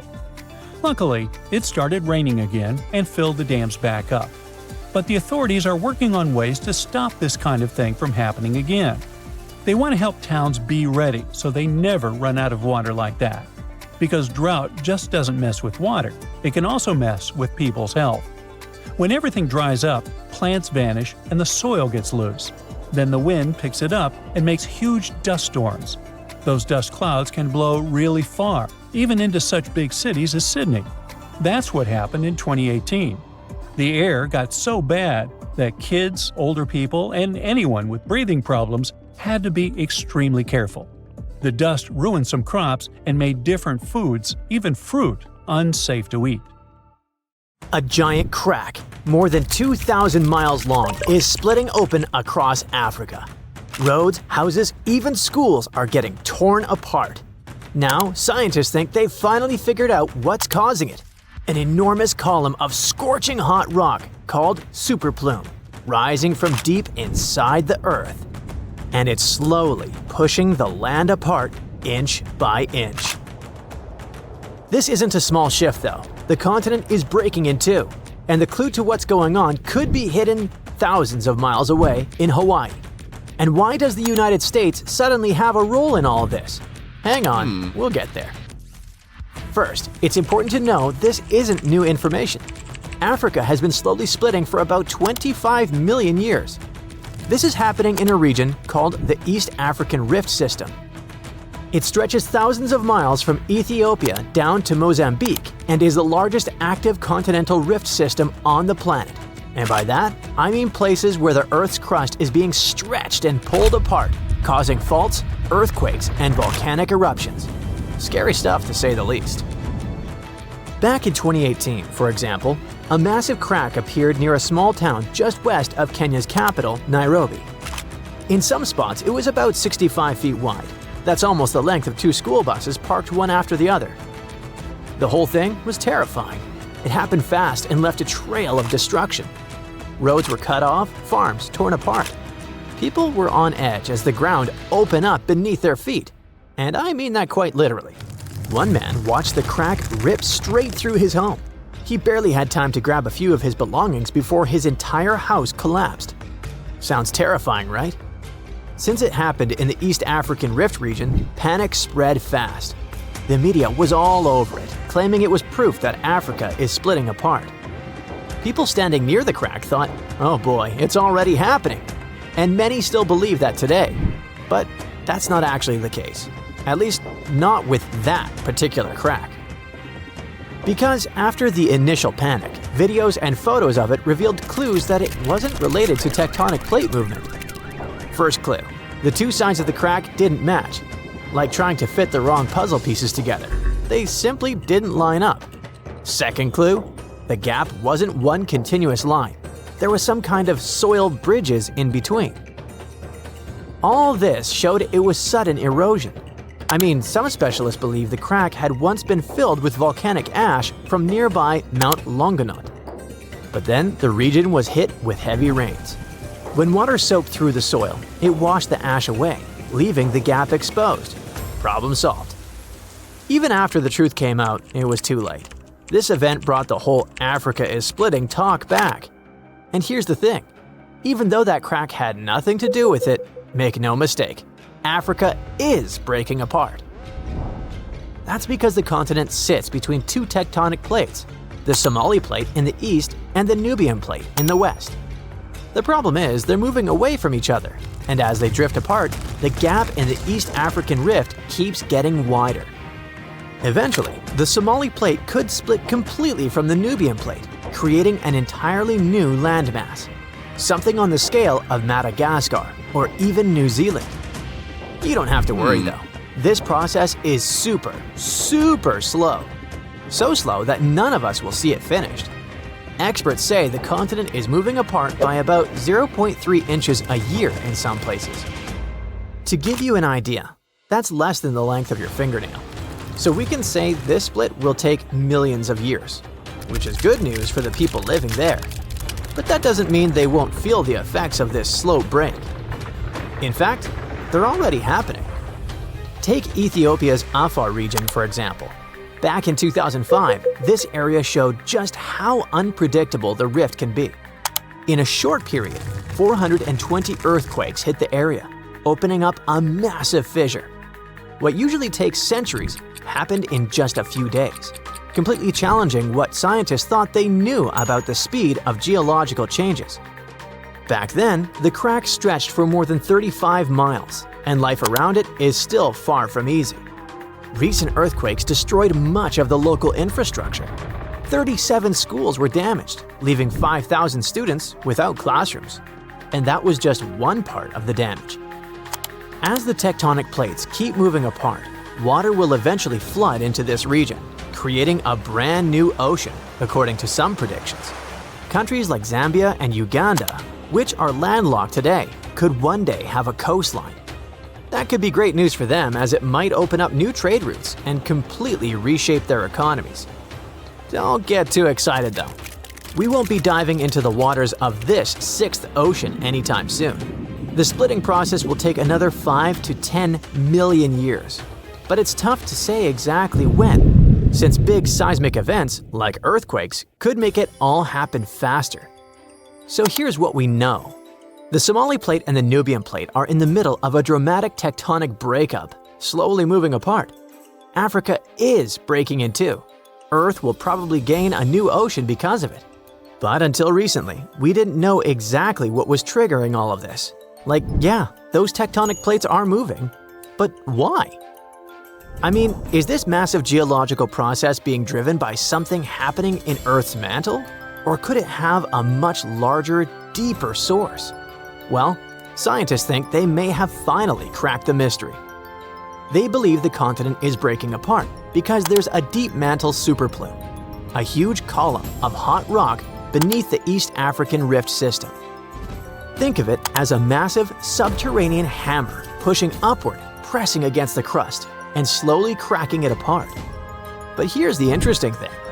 Scientists reached that conclusion thanks to something that happened in a completely different part of the world, Hawaii.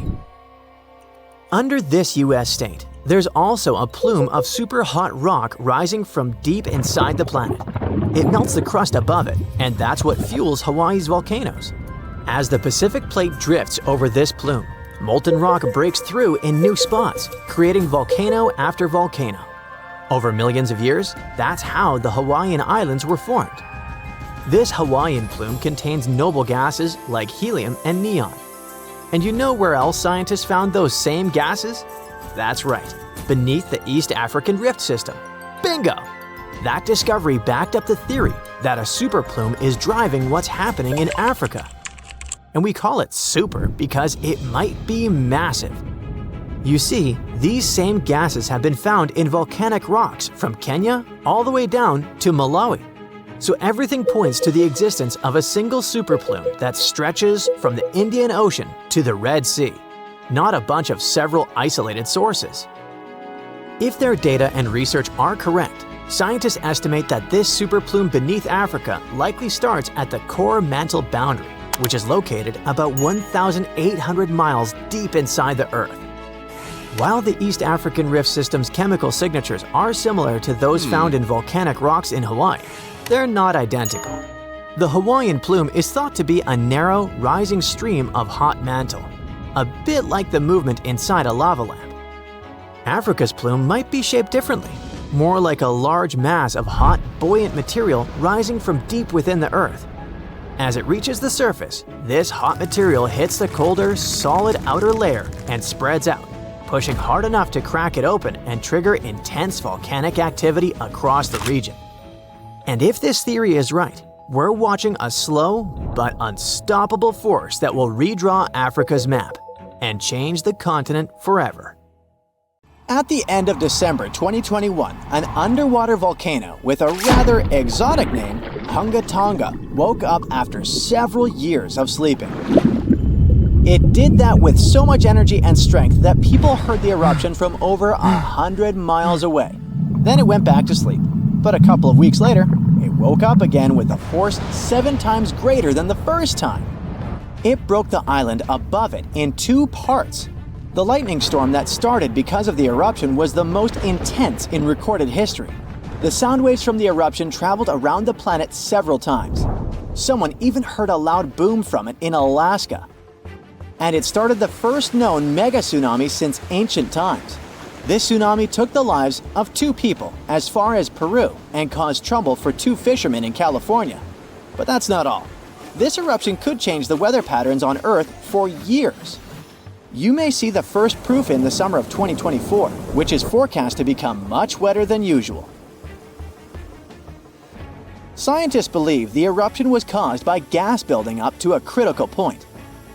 Different minerals, including anhydrite quartz and sulfides, were building up for several months until they blocked the flow paths and sealed the gas within Hunga Tonga. Normally, when a volcano erupts, the fumes cause a temporary cooling effect on Earth's surface. But Hunga Tonga's eruption was different. It didn't produce much fumes, but released a massive amount of water vapor, roughly equal to 60,000 Olympic swimming pools. The intense heat of the eruption turned huge amounts of seawater into steam, which then blasted high into the atmosphere. All that water vapor ended up in the stratosphere, a layer of the atmosphere that's too dry to form clouds or rain. Scientists don't have any observations of volcanic eruptions like Hunga Tonga to predict its effects on our weather patterns. They can't tell exactly how long these effects might last either. This is because the only way to measure stratospheric water vapor is with satellites, which have only been around since 1979, and there hasn't been an eruption similar to Hunga Tonga in that time. Experts from different countries started analyzing satellite data right after the Hunga Tonga eruption. They wanted to find out how long water vapor would stay in the stratosphere, where it would go, and, most importantly, what this would mean for the planet. The first big result of the eruption, at least partially, was a huge hole in the stratosphere that was hanging on for several months in 2023. By the time it appeared, the water vapor had reached the polar stratosphere over Antarctica. In the following years, there wouldn't be enough water vapor left to enlarge this hole. It looks like Hunga Tonga will have just a minimal effect on global average temperatures. But there are some surprising, lasting regional impacts. One of the scientific models forecasts colder and wetter winters for northern Australia until about 2029. In North America, it predicts warmer winters, and Scandinavia could have even colder winters. This is just one study though, and one approach to understanding how the eruption of Hunga Tonga can change our weather. We do have at least one example from history when a volcano eruption changed the world. Over 2 centuries ago, in 1815, Mount Tambora erupted and caused the year without a summer. In the following year, the winter was unusually cold and wet weather across Europe and North America.